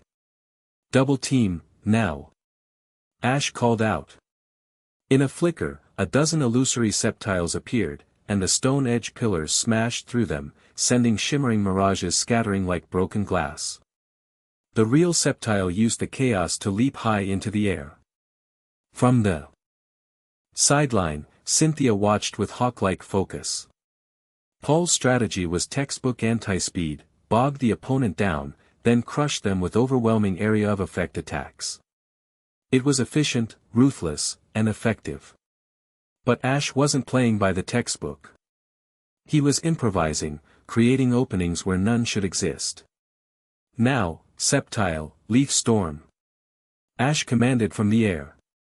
Sceptile unleashed a vortex of razor-sharp leaves that swirled down onto Agron. The super-effective attack blasted the steel type, obscuring it in a cyclone of green energy. Useless, Paul said, his voice flat. Agron, use the storm. Metal burst. From within the leaf storm, a blinding flash of silver light erupted outwards. Agron had absorbed the energy of Sceptile's attack and was reflecting it back with double the power. The metal burst shot upwards, a compressed beam of pure retaliatory force. Ash's eyes widened. It was a brilliant, vicious counter. Sceptile was defenseless in midair. A faint, blue shimmer, invisible to anyone but him, flared around Ash's body. He felt the trajectory of the attack, the speed, the power. It was too much. But there was a way. Sceptile, angle your body. Use the last of the leaf storm as a cushion. It wasn't a standard command. It was a shared feeling, a projection of an idea. Sceptile twisted its body, and the last vestiges of the swirling leaves coalesced beneath it, not as an attack, but as a swirling, kinetic buffer. It wasn't strong enough to block the metal burst, but it was enough to deflect it. The silver beam struck the leafy shield, and the force sent Sceptile hurtling sideways, crashing hard into the ground at the edge of the clearing, but it had avoided a direct, knockout blow. Sceptile struggled to its feet, panting and bruised. Paul clicked his tongue in annoyance. Luck. It won't save you twice. Agron, Iron Head. Sceptile, return. Ash called, recalling his Pokémon just before the armored titan could land the finishing blow. You did great. He looked at Paul, his expression unreadable. You've gotten stronger, Paul. I train for strength, Paul retorted. You seem to train for circus tricks. Ursaring, stand by. He recalled Agron and sent out the hulking brown bear, its eyes already glowing red with the fury of its guts ability. It roared, a sound of pure, unbridled rage. This was the next phase of Paul's assault. After testing Ash's defenses with a tank, he was moving to a pure berserker. A test of will, then, Ash murmured. Infernape, let's go. The moment Infernape materialized, the air crackled with tension. The fire ape's eyes locked onto Paul, then onto Ursaring, and a low growl rumbled in its chest. This was personal. Ursaring had been one of its tormentors back when it was a Chimchar under Paul's brutal training regimen. So you're still relying on that cast-off, Paul sneered. Let's see if its out-of-control power is any more focused. Ursaring, bulk up. Ursaring roared as its muscles bulged, its attack and defense rising. Infernape, don't let it set up. Flame wheel. Infernape became a spinning vortex of fire, rocketing across the field. But Paul was ready. Hammer arm. Ursaring didn't try to dodge. It planted its feet and swung its massive arm, meeting the flame wheel head-on. The collision was titanic. Fire and raw power exploded outwards, sending a shockwave across the clearing. Cynthia instinctively raised an arm to shield her face from the blast of heat and force. Infernape was thrown back, its spin broken, while Ursaring staggered but held its ground, its guts ability flaring, converting the burn from flame will into even greater attack power. Your reckless attacks only make it stronger, Ketchum, Paul stated coldly. A basic fact you still haven't learned. Focus blast.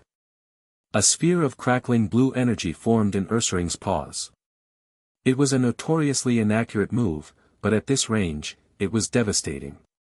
Infernape, dig. Infernape slammed its fists into the ground and vanished underground a split second before the focus blast detonated, leaving a smoking crater where it had just been. While the battle raged, a lone figure watched from the shadowed ridge overlooking the clearing. Malachi stood perfectly still, a man who seemed more like a statue than a living being. His face, sharp and ascetic, was impassive, but his eyes, a disturbingly pale gray, were alight with analytical fire. He wasn't watching the Pokémon. He was watching the trainers. He was watching the energy. He saw Paul, a conduit of pure, focused power. There was rage there, yes, but it was a cold, disciplined rage, channeled into a singular purpose, victory. There was an emptiness in it that Malachi found promising. It was a strength that bordered on the void, devoid of a higher purpose. It could be honed. It could be used. Then he looked at Ash. And he felt a wave of profound distaste. The man was a beacon of noise. Life force, aura, poured from him in a constant, chaotic torrent. It flowed into his Pokémon, it shaped his strategies, it saturated the very air around him. It was the energy of connection, of emotion, of will. It was everything Malachi despised. Ash Ketchum was not just a person, he was an ideological affront, the living embodiment of the pointless, painful struggle he sought to end. He watched Ash's Infernape burst from the ground behind Ursaring, and felt a quiet, intellectual hatred. Close combat. Ash roared. Infernape unleashed a blinding flurry of punches and kicks, a storm of martial fury. Ursaring, its back turned, took the full brunt of the super-effective attack. It roared in pain and fury, staggering forward. Perfect, Paul said, a cruel smirk on his face. You fell for it. Ursaring, turn and use Thrash.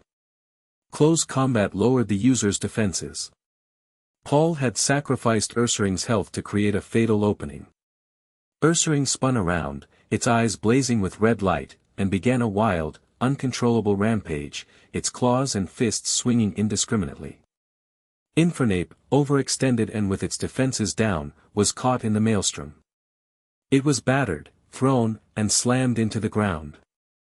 Infernape! Ash cried out. Infernape lay in a heap, its body battered and smoking. It was trying to get up, its limbs trembling, but the damage was too severe.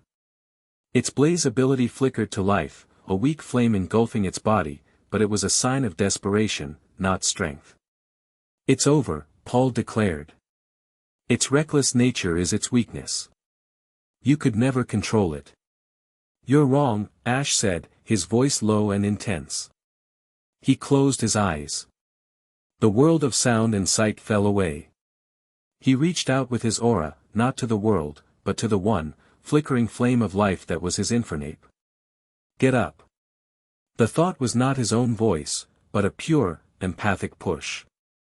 A sharing of strength. I'm with you. We've been through worse than this. Remember? Remember the promise we made? On the ground, Infernape's head snapped up. Its eyes, which had been glazed with pain, cleared. The blaze ability, which had been sputtering, suddenly roared to life. It wasn't the wild, uncontrolled flame of before. This was a focused, controlled inferno, a column of fire that reached for the sky. Infernape got to its feet, not with a stagger, but with a smooth, powerful motion. It was still bruised, still battered, but its spirit was burning brighter than ever. It let out a roar that was not of pain or rage, but of pure, indomitable will. Paul took an involuntary step back, his cold composure finally cracking. What? How is it standing? Cynthia's eyes were wide with astonishment. She saw the faint, shimmering golden link that had formed between Ash and his Pokémon. It was a tangible thing, a conduit of pure willpower. Ash was lending Infernape his own stamina, his own spirit. I don't control him, Paul, Ash said, his eyes still closed. I believe in him. Ursaring, still locked in its thrash, charged forward mindlessly. Now, Infernape, Ash whispered. Flare blitz. Infernape became a meteor. Cloaked in its roaring, golden-orange blaze, it shot forward, a living embodiment of defiance. It met the charging Ursaring head-on.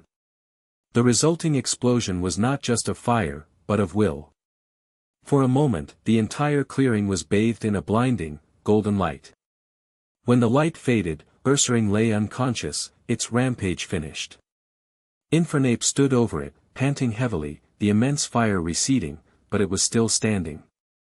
A heavy silence fell over the field. Paul stared, his mind unable to process what he had just seen. That wasn't a comeback. A Pokémon that damaged shouldn't have been able to muster that kind of power, let alone with that level of focus. It defied everything he knew about Pokémon biology, stamina, and the mechanics of battle. That was not a normal blaze, Paul said, his voice a low, accusing hiss. What did you do? It's our bond, Ash said, finally opening his eyes. They held a fiery intensity that mirrored his Pokémon's. Don't lie to me. Paul snarled, his frustration boiling over into rage. I saw it. A trick of the light, some kind of energy transfer. You're using a crutch, a gimmick. You're not winning with strength, you're winning with magic. It's a perversion of what it means to be a trainer. He recalled Ursaring and threw his next Pokeball with furious force. Electivire, let's end this farce. Show him what real power looks like. His ace emerged, the yellow and black beast cracking its knuckles, electricity arcing between its antennae. It was bristling with raw, unadulterated power.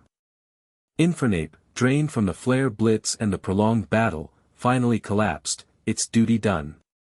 Ash recalled it with a quiet, thank you, my friend. It comes down to this, then, Paul spat. Your mascot against a real powerhouse.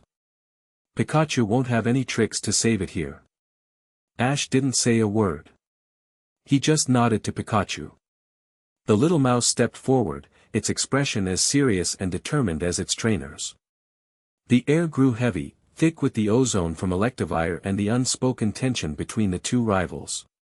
Electivire, Thunder Punch. Paul roared. Electivire charged, its fist a crackling ball of lightning. Pikachu, quick attack to dodge, then Iron Tail. Pikachu became a yellow streak, easily evading the punch and countering with a sweep of its glowing tail. But Electivire, despite its size, was shockingly fast. It twisted, catching the Iron Tail on its forearm. Sparks flew, but the motor drive ability kicked in, absorbing the electricity from the contact and boosting Electivire's speed. Fool, Paul hissed. You just made it faster. Now, Giga Impact. Cloaked in a terrifying vortex of purple and gold energy, Electivire charged, an unstoppable missile of pure force. There was no dodging this. The speed boost from motor drive had closed the gap instantly. Ash's focus narrowed to a pinpoint. The world slowed down. He saw the Giga Impact not as an attack, but as a wave of kinetic energy. He saw Pikachu, small and vulnerable in its path. He had a choice: let his Pokémon take a devastating hit it might not survive, or intervene. There was no choice. Pikachu, hold on, he yelled, and thrust his hand forward. A barrier of translucent, shimmering blue energy materialized in front of Pikachu. It was small, no bigger than a dinner plate, but it was impossibly dense. It was pure aura, given physical form. The Giga Impact slammed into the shield. The sound was like a thunderclap and a shattering crystal all at once. The shield held for a split second, then exploded outwards in a shower of blue light. The force of the blast threw both Pikachu and Electivire back. Electivire stumbled, its Giga Impact dissipated, leaving it immobilized and vulnerable as it recharged. Pikachu was thrown further, tumbling through the air, but the shield had absorbed the entirety of the impact. It landed on its feet, shaken but completely unharmed. Paul stood, frozen, his mouth slightly agape. He had seen it. Unmistakably. A shield. A shield that had appeared from thin air, conjured by his rival. What was that? He breathed, his voice trembling with a mixture of rage and disbelief. Before Ash could answer, a sudden, intense pulse of cold washed over the clearing. It was the same life-draining chill from the chasm, but 100 times stronger, a wave of pure null energy that seemed to ripple through the very fabric of the world. The trees groaned, the wind died, and a profound, unnatural silence fell. Both Pikachu's sparks and Electivire's arcing electricity sputtered and died, suppressed by the anti-energy field. Everyone, including Malachi on the ridge, felt it. The observer's impassive mask finally broke, a flicker of alarm in his eyes. This was an uncontrolled surge, a side effect of the battle's intense energy output interacting with the unstable void. It was premature. The feeling vanished as quickly as it came, leaving behind a lingering sense of dread and the smell of ozone. Paul was pale, his bravado gone, replaced by a deep, unsettling confusion. He looked from the spot where the shield had been, to Ash, to the sky, as if searching for the source of the cold pulse. "This battle is over," he said, his voice flat and empty. He recalled his stunned Electivire without another word. He stared at Ash, his eyes filled with a storm of conflicting emotions, anger, contempt, but also a sliver of something new. Fear. Not of Ash, but of what he represented. An unknown variable in a world he thought he had perfectly calculated. "I don't know what you are anymore, Ketchum," Paul said, his voice barely a whisper. "But that isn't strength. It's an abomination." He turned and walked away, disappearing into the woods without looking back, a man whose rigid worldview had just been fractured beyond repair. Ash stood panting, the adrenaline leaving him, the cost of manifesting that solid shield hitting him all at once. A wave of dizziness washed over him, and he put a hand on his knee to steady himself. Cynthia rushed to his side, her face etched with concern. "Ash, are you all right?" That pulse, it was the same energy as the chasm. "I'm fine," he lied, straightening up, though his face was pale. The battle must have agitated it. He looked in the direction Paul had gone. He hadn't won. There was no victory here. He had just driven the wedge between them deeper. "Don't listen to him," Cynthia said fiercely, her hand resting lightly on his arm.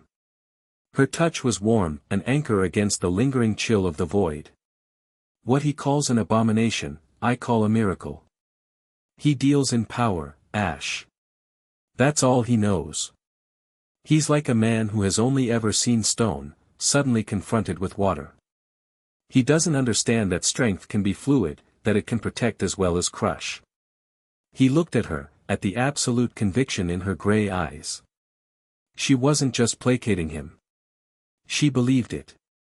In the face of Paul's bitter rejection, her validation was a balm to a wound he hadn't realized was so deep. "Thank you, Cynthia," he said, and the words felt more meaningful than any title or trophy. Together, they looked towards the distant, darkening silhouette of M. Coronet. The rival was gone, but the real enemy, the silent, creeping nothingness and the cult that worshipped it, was still out there. The battle with Paul had been a violent distraction, but it had also been a crucible, stripping away pretenses and forging their alliance in the fire of a shared, secret purpose. The shadow of Paul had passed, but the shadow of the Echo Eaters was growing longer, stretching all the way to the crown of the world. Chapter 4, The Guardian's burden. The walk back to Carolina's home was a study in silence. The wind, which had been a wild, chaotic thing during the battle, had died down to a whisper, carrying the scent of disturbed earth and the faint, sharp tang of ozone.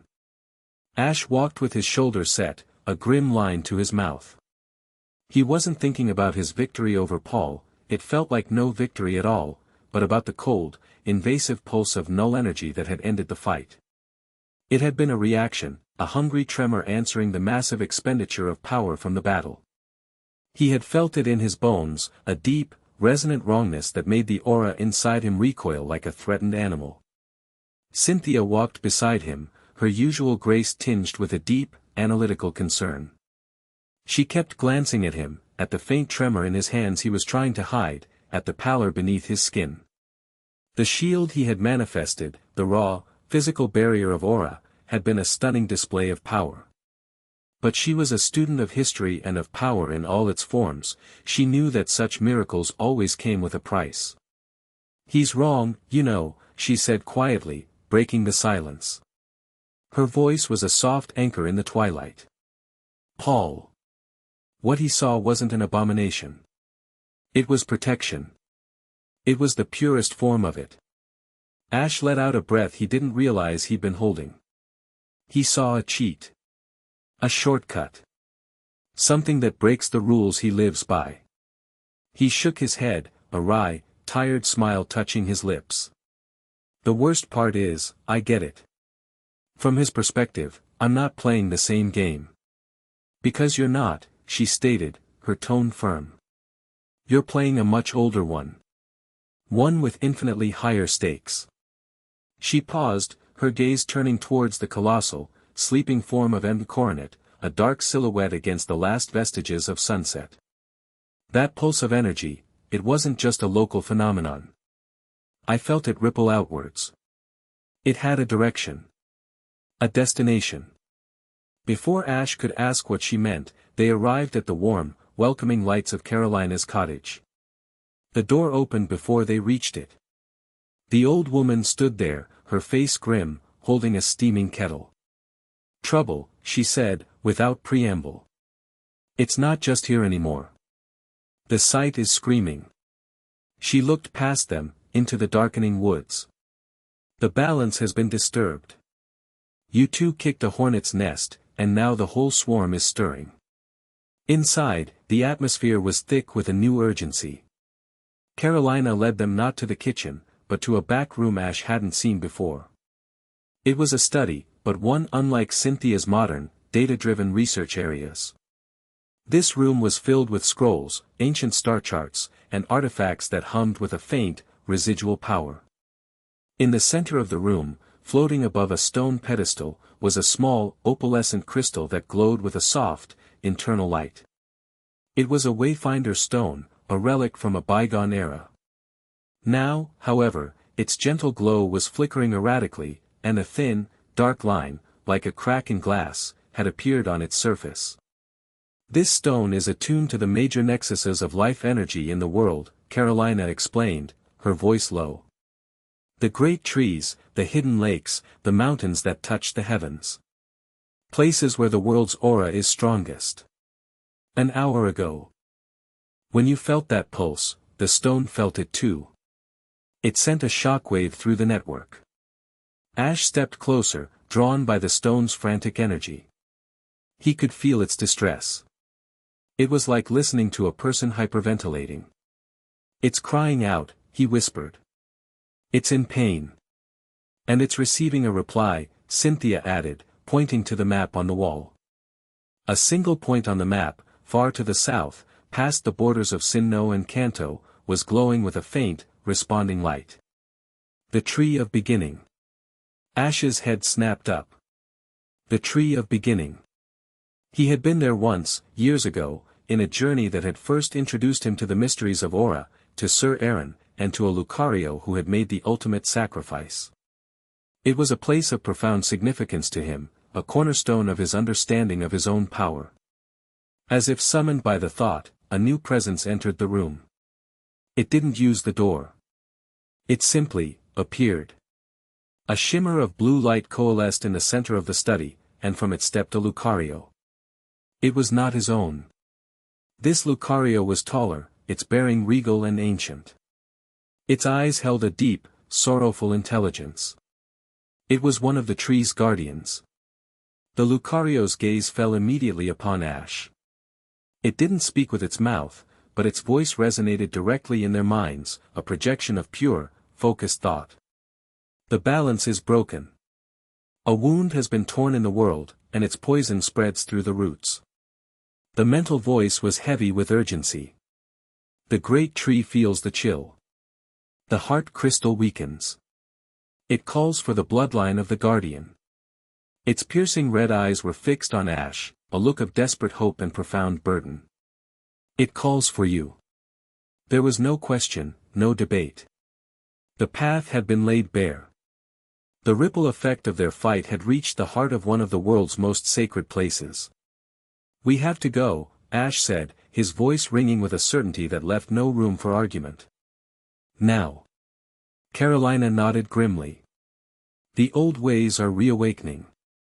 The debts of the past are coming due." She looked at her granddaughter. "Sharona, his path is not yours. You are the champion of Sinnoh.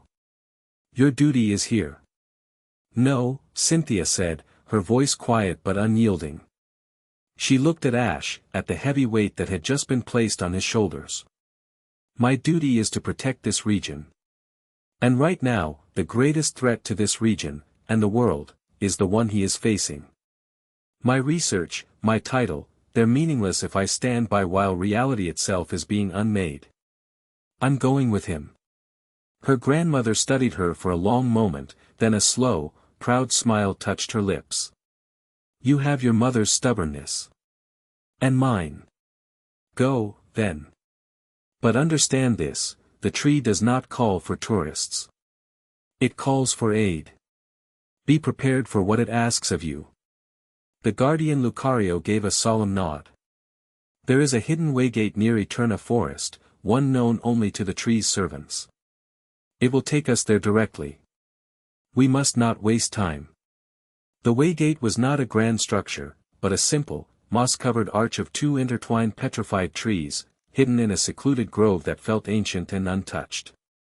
As the Lucario guardian placed a paw on the keystone, the space within the arch shimmered, wavering like a heat haze before resolving into a swirling vortex of blue and green light. "It's a spatial warp," Cynthia breathed, her scholar's mind buzzing with 1,000 questions even as her heart pounded. "Like something Palkia would create, but organic. Natural." "It's a pathway of aura," Ash corrected gently, his own senses reeling from the sheer concentration of energy. "A tunnel through the world's life force." Stepping through the gate was a disorienting experience, a moment of weightless, soundless travel before they emerged into a cavern of breathtaking scale. They stood on a crystalline ledge overlooking a vast, subterranean world. The tree of beginning was not a tree of wood and leaf, but a colossal geological formation of interconnected, luminous crystals, all branching out from a central, pulsating heart deep below. The air hummed with a power so immense it was almost overwhelming, a symphony of life energy that made the background hum of Sinnoh feel like a single, quiet note. But something was wrong. A creeping blight marred the beauty. Dark, web-like veins of shadow crawled across some of the outer crystals, which flickered with a sickly, dim light. The tree's vibrant hum was punctuated by a discordant, low-frequency thrum, the echo of the void. Mew, the whimsical, cat-like legendary, appeared in a pop of pink light, its usual playful demeanor absent. It floated anxiously around Ash and Cynthia, its large blue eyes wide with worry, letting out a series of concerned mews. "The poison spreads faster than we can cleanse it," the Lucario projected, its mental voice tight with strain. "Our own aura is not enough. The tree requires a purer, stronger source to cauterize the wounds." It led them through winding crystal tunnels, past other Lucario and a host of Pokémon who called the tree home. All of them were working, channeling their own energy into the afflicted crystals, fighting a losing battle against the encroaching darkness. They finally arrived at the heart of the tree. It was a cavern of impossible size, dominated by a single, colossal crystal that pulsed with a gentle, blue-white light, the source of the entire structure's life. It was here that the blight was worst. The dark, cancerous veins covered nearly a third of the heart crystal's surface, and the light within it was visibly weakening. "It's like an infection," Cynthia whispered, horrified. "It's a targeted attack," Ash said, his fists clenching. He could feel the Echo Eater's intent here. They weren't just trying to drain the tree, they were trying to kill it. The Lucario Guardian stopped before the heart crystal. "The tree holds the memories of all life. It also holds the memory of its salvation. Sir Aaron's sacrifice is a part of its eternal song. But there is an older memory. The first wound. The first guardian. It looked at Ash, its red eyes seeming to pierce his very soul. The tree needs to remind you of your legacy. Of your burden. Place your hands upon the heart. Cynthia looked at Ash, her face a mask of concern. Ash, are you sure about this? We don't know what it will do. He looked from her worried face to the dying heart of the tree. There was no other path. This was why he had been called here. I have to, he said, his voice resolute. He stepped forward and placed his palms flat against the cool, smooth surface of the giant crystal. The world dissolved. He was no longer Ash Ketchum. He was a nameless observer, adrift in a sea of memory, pulled back through eons by the tree's consciousness. He saw the world in its primordial, violent youth. And he saw the coming of the null. It was not a creature, not an entity. It was a rip in the fabric of what is, a wave of silent, absolute non-existence spreading from the outer dark. It didn't destroy. It erased. He watched as it consumed stars, planets, entire galaxies, leaving behind a perfect, featureless blackness. Then he was on a version of ancient Earth, standing on a windswept plateau under a sky of unfamiliar stars. Before him stood a man. He had Ash's dark, unruly hair, but his eyes were a piercing, brilliant blue. He wore simple, archaic robes, and the aura that blazed from him was a raw, untamed inferno compared to Ash's own controlled flame. This was his ancestor. The first Aura Guardian. The null arrived. It manifested as a creeping mist of nothingness, a silent, grey fog that unmade the very ground it touched. The sky it passed under was not darkened, but erased, replaced by the starless void. The Guardian's people, his family, screamed as they were touched by it, their forms dissolving into nothing, their voices silenced forever. The Guardian roared, a sound of pure, undiluted agony and rage. He unleashed his aura, a tidal wave of blue energy that crashed against the null. But it was like trying to fight a hole. His power, his attacks, simply ceased to exist as they touched the void. Desperate, surrounded by the encroaching silence, the Guardian realized he could not destroy it. He could only contain it. Balance it. Ash watched, a helpless, horrified passenger, as his ancestor made a terrible choice. The man looked back one last time, not at the world, but as if seeing through time itself, his blazing blue eyes locking onto Ash's own spectral form. A single, tear-like drop of pure aura fell from his eye. It must be done. The thought was a scream across millennia. The line must endure. The price must be paid. The Guardian turned to face the void. He didn't build a cage. He gathered his entire life force, his memories, his love, his pain, his very soul, into a single, infinitely dense point of light. Then, he drove it into the heart of the null, not as an attack, but as an anchor. The vision exploded into blinding white light. Ash saw the null recoil, not in pain, but in frustration. It could not erase the anchor, because the anchor was now part of it, a paradox of pure existence inside a concept of non-existence. The null was bound to the anchor, its expansion halted, its form sealed away into a pocket dimension, locked by the eternal, self-renewing sacrifice of the Guardian's life force. The Guardian himself was gone, consumed, unmade, and yet eternal. He had become the lock. A living seal, powered by his own soul, doomed to burn for millennia until his energy finally faded. The vision snapped back to the present. Ash felt the seal.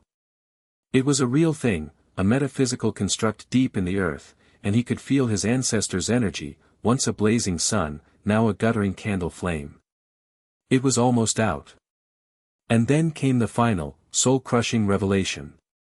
The seal, feeling its power fail, was actively searching for a compatible energy signature to replace the fading one. It was a lock looking for a new key. And it had found one. He felt it latch onto him. A cold, ancient, inescapable claim. The role of Aura Guardian wasn't a gift. It wasn't a title. It was an inherited death sentence. Ash stumbled back from the crystal, his face ashen, his eyes wide with a horror so profound it was silent. He collapsed to his knees, gasping, the weight of 1,000 generations of sacrifice crashing down on him. Ash! Cynthia cried, rushing to his side, grabbing his shoulders. He was ice-cold, trembling violently. Ash, what did you see? What happened? He couldn't speak. He could only look at her, his eyes filled with a terrifying, newfound despair. How could he explain it? I'm not a hero. I'm just the next sacrifice. My entire life, my power, it's all just been leading me to the moment I have to erase myself to keep a lock closed. Before he could find the words, a series of violent explosions rocked the heart chamber. The crystal walls groaned, and showers of dust and smaller crystals rained down from the ceiling. From multiple tunnels, figures in dark gray cloaks emerged. The Echo Eaters. They moved with a silent, disciplined efficiency, planting strange, obsidian-like totems onto the afflicted sections of the tree's heart. The moment they were placed, the dark, web-like corruption began to spread faster, the totems acting as siphons, actively draining the tree's remaining energy. And at their head, stepping calmly into the chamber as if he owned it, was Malachi. So, the cult leader said, his voice a calm, chilling monotone that cut through the chaos.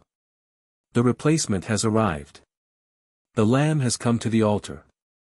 He looked directly at Ash, his pale eyes devoid of emotion. He knew. He somehow knew everything Ash had just learned. You cannot stop it, Malachi continued, his voice echoing in the vast chamber. You can only delay your destiny. We are merely here to expedite the process. The great silence has been patient for long enough. By draining the tree, we weaken the world's life force, and in turn, we weaken the ancient seal. Your ancestors' long, pointless vigil is almost over. The guardian Lucario let out a furious roar and charged, its paws glowing with the light of an aura sphere.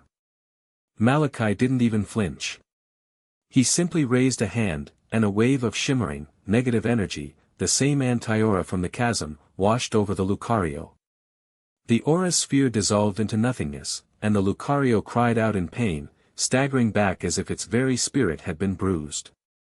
The other Echo Eaters raised their staves, ready to defend their leader. Ash got to his feet.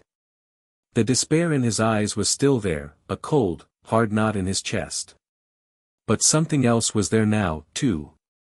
A burning, furious anger. An anger at Malachi.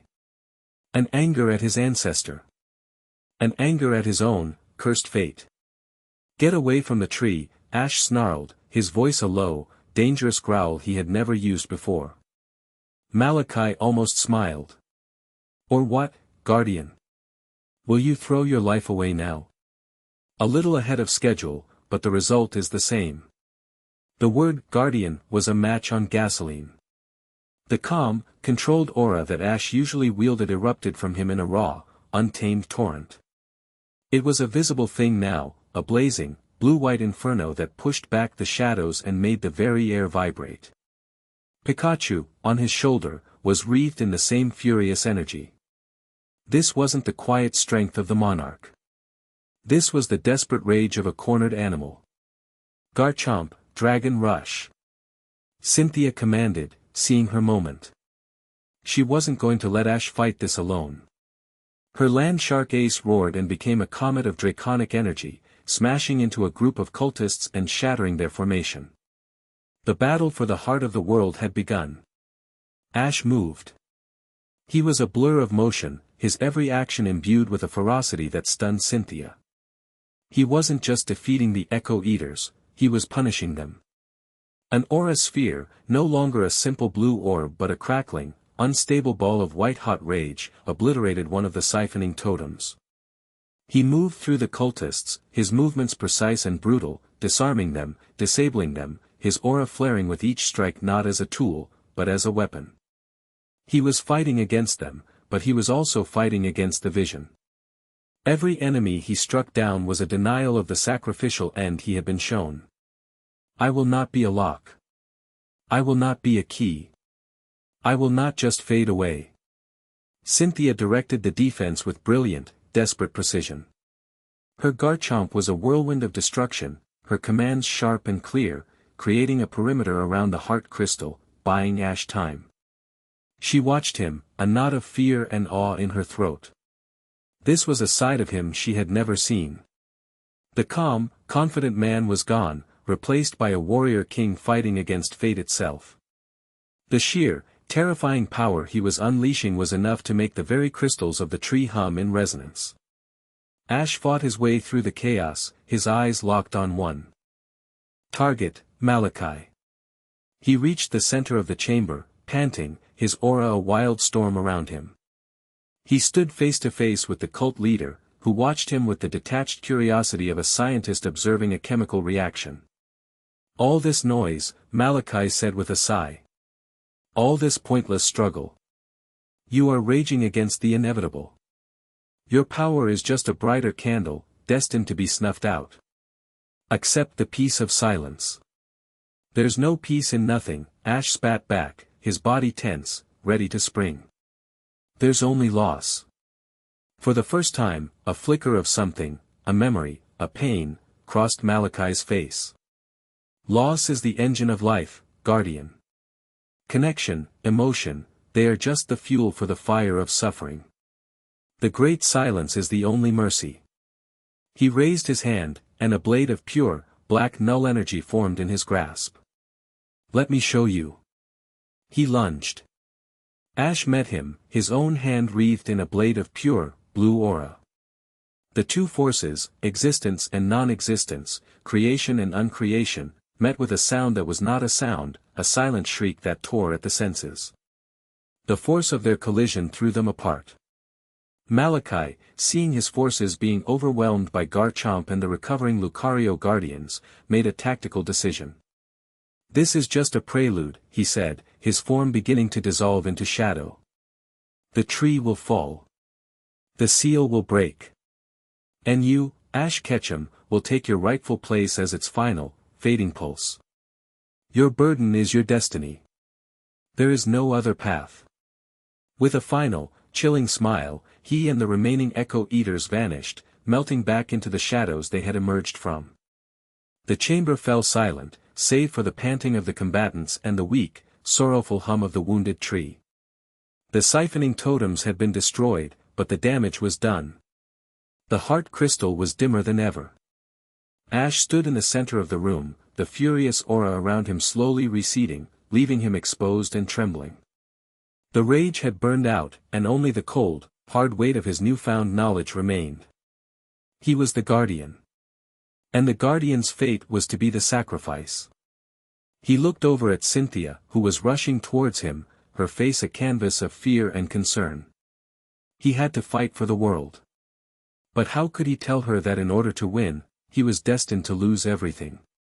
Chapter 5, Whispers in the Hall of Origin. The silence in the heart chamber was a heavy, wounded thing. The Echo Eaters were gone, but their presence lingered like a poison, a metaphysical stain on the sacred air. The dark, web-like veins on the Tree of Beginnings heart crystal had ceased their aggressive spread, but they remained, a stark visualization of the damage done. The tree's light was a faint, struggling pulse, its song a sorrowful whisper. Ash stood numbly, the raw, untamed torrent of aura he had unleashed now just a faint, trembling shimmer around his body. The battle rage had been a fire, burning through his fear and despair, but now that it was gone, only the cold ash of his terrible new reality remained. He was a dead man walking. A sacrifice biding its time. Ash. Cynthia's voice cut through his daze. She was at his side in an instant, her hand on his arm, her touch a grounding point of warmth in the chilling cavern. Her eyes, usually so sharp and analytical, were wide with a fear that had nothing to do with the battle and everything to do with him. Talk to me. What did Malachi mean? Your burden is your destiny. What did you see? He looked at her, and for a moment, he wanted to tell her everything. He wanted to collapse under the weight of it, to share the crushing burden of his inherited fate. But the words caught in his throat. How could he look into her eyes, eyes that held such strength, such life, and tell her that his own was on a timer, destined to be consumed? It felt like a betrayal, a cruelty he couldn't bring himself to inflict.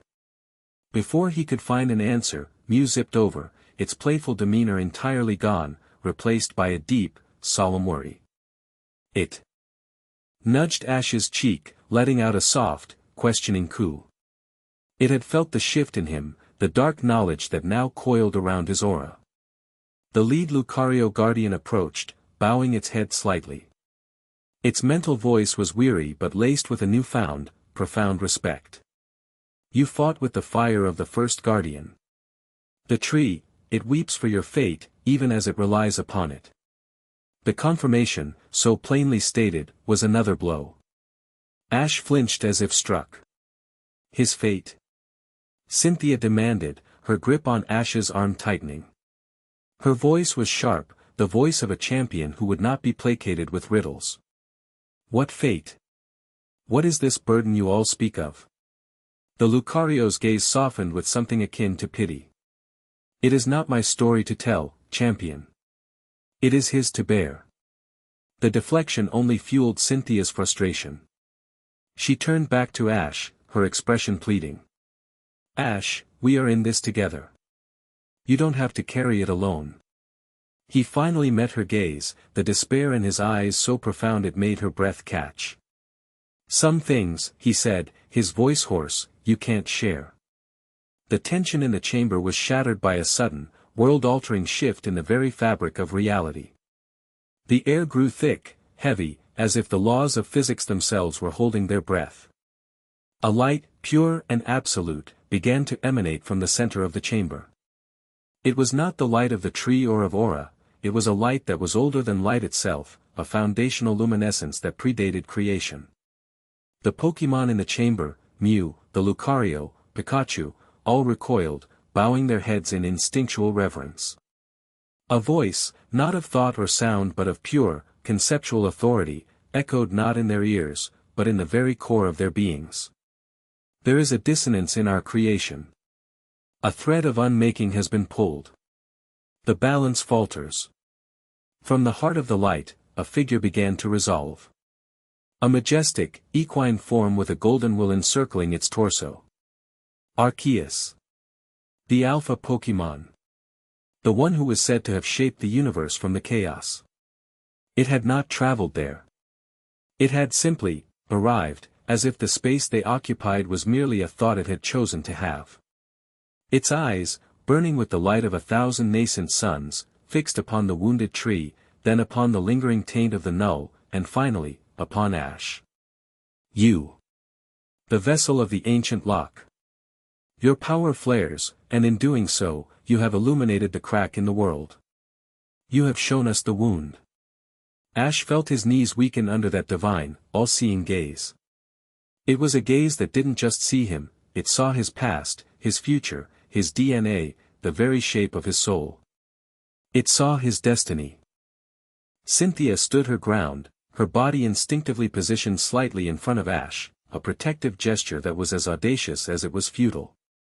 She was a champion, a force of nature in her own right, but this was a being that existed on a different plane of reality entirely. Yet, she did not flinch. Her intellectual curiosity and her fierce loyalty were stronger than her fear.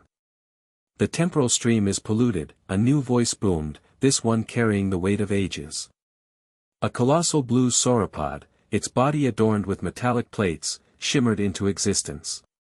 Dialga. The master of time. Its roar was the sound of clocks striking midnight for eternity. The future is fracturing. I see timelines collapsing into silent, white voids. This infection, this null, it must be cauterized. The very dimensions groan under its pressure, a third voice echoed, this one resonating with the hum of expanding space. Palkia, the bipedal dragon of spatial law, appeared beside its temporal counterpart, its pearlescent wings shimmering with contained power. The geometry of reality is becoming unstable. Pockets of non-space are forming, like bubbles in the universal skin. This cannot be allowed to spread. The heart chamber had become a pantheon. Ash and Cynthia were mortals standing in the presence of the architects of their reality.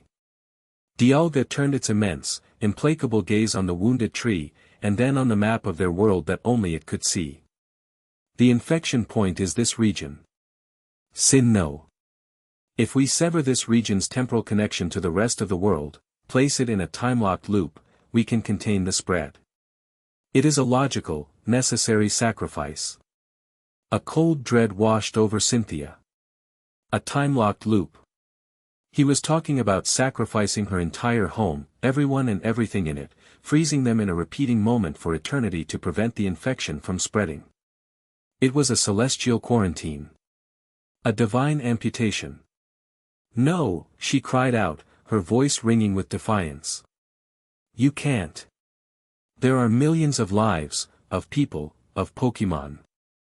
They are not a variable to be erased for the sake of stability.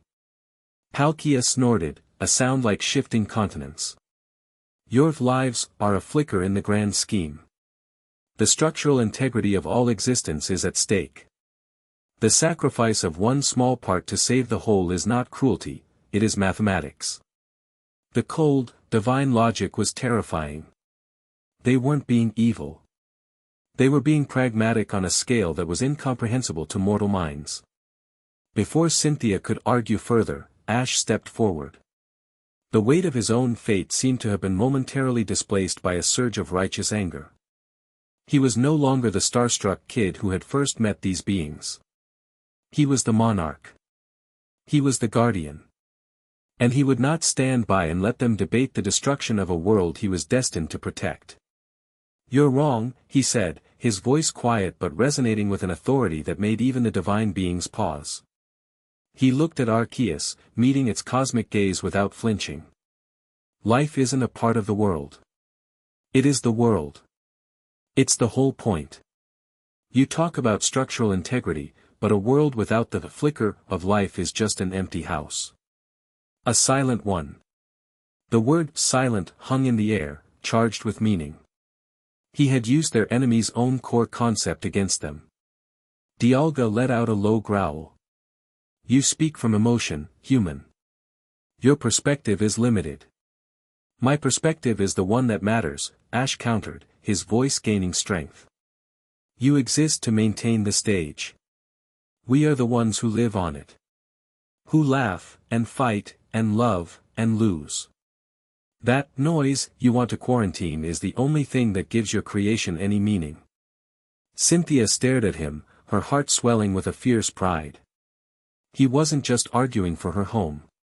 He was arguing for the very value of life itself, standing before its creators and telling them they had missed the point of their own masterpiece. As if to punctuate his argument, the very fabric of the chamber rippled. A wave of temporal distortion, a direct consequence of the null's amplified influence, washed over them. It was a temporal echo, as Palkia had called it, a moment from the past, violently reasserting itself.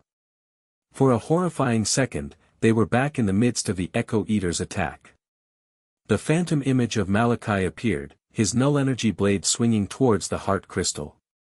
The real crystal dimmed further, crying out as the phantom attack landed. It's an echo of the damage. Dialga roared. It's reinforcing the wound. Palkia began to gather spatial energy, preparing to tear the echo from reality. I will excise it. No, you'll just damage the tree further. Ash shouted. He didn't have time to explain. He just acted. Pikachu, with me, he yelled. He closed his eyes and reached deep, not into the wild rage he'd felt before, but into the calm, quiet, foundational core of his aura. He drew on his love for his Pokemon, his memories of his friends, his burgeoning feelings for the woman standing bravely beside him, he drew on the very noise he had just defended. He and Pikachu became a single, unified beacon of pure, positive energy. A wave of brilliant, warm, blue-gold light erupted from them. It was not an attack. It was a statement of pure, undiluted being. It was the antithesis of the null. The wave washed over the temporal echo. The phantom image of Malachi and the cultists didn't shatter or explode. They simply dissolved, like smoke in a strong, clean wind. The echo was not destroyed, it was overwritten, negated by a force of life so potent that the echo of unmaking could not coexist with it. The chamber stabilized. The temporal ripple was gone. Silence. Dialga and Palkia stared, their divine minds struggling to process what had just happened. Their solution had been celestial surgery, to cut away the disease. He had just demonstrated that it could be healed. Arceus lowered its head, its burning eyes fixed on Ash with a new, profound level of interest. You are more than a vessel. You are a catalyst. You wield the concept of life as a weapon. It's not a weapon, Ash said, panting slightly from the massive expenditure of energy. It's the cure. A long moment passed. The fate of Sinnoh, and perhaps the world, hung in that silence. Finally, Arceus spoke, its voice a decree that reshaped reality. The quarantine is vetoed. The mortal has proven that another path exists. We will not excise the limb while there is still a chance to save it. Cynthia let out a shuddering breath of relief, her knees feeling weak. Ash had just won a debate with the gods. Arceus turned its gaze back to Ash. But the threat remains. The Null is an ancient enemy, born of the outer dark. It is not a thing to be fought, but a concept to be balanced. Malachi and his cult seek to shatter the lock that contains it. The lock that your bloodline forged. It was all out in the open now. Cynthia looked at Ash, understanding dawning in her eyes, quickly followed by a wave of horror. A lock. A bloodline. Sacrifice. The fragmented pieces she had heard clicked into a single, terrible picture. The first guardian sacrificed his essence to forge the lock, Arceus confirmed, its voice devoid of malice or pity. It was simply stating a cosmic fact. His energy has sustained it for millennia. Now, it fades. As the heir to his power, the lock calls to you, Ash Ketchum. It seeks a new power source to maintain its integrity. There it was. The death sentence, read aloud in the highest court in the universe. Cynthia looked at Ash, her heart breaking. The quiet despair she had seen in his eyes now made perfect, horrifying sense. He was living on borrowed time, his own immense life force destined to be the fuel that kept a cosmic horror caged. Your path is now clear, Arceus stated. You must grow your power. Not for victory, not for glory, but to become strong enough to reinforce the seal when the time comes. You must become a worthy sacrifice. The words were like stones, cold and heavy. But Ash, who had been silent, shook his head. A new fire was kindling in his eyes.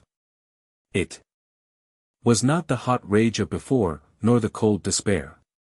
It was the defiant spark of determination. He had faced down gods and convinced them to change their minds. He would not simply accept this fate.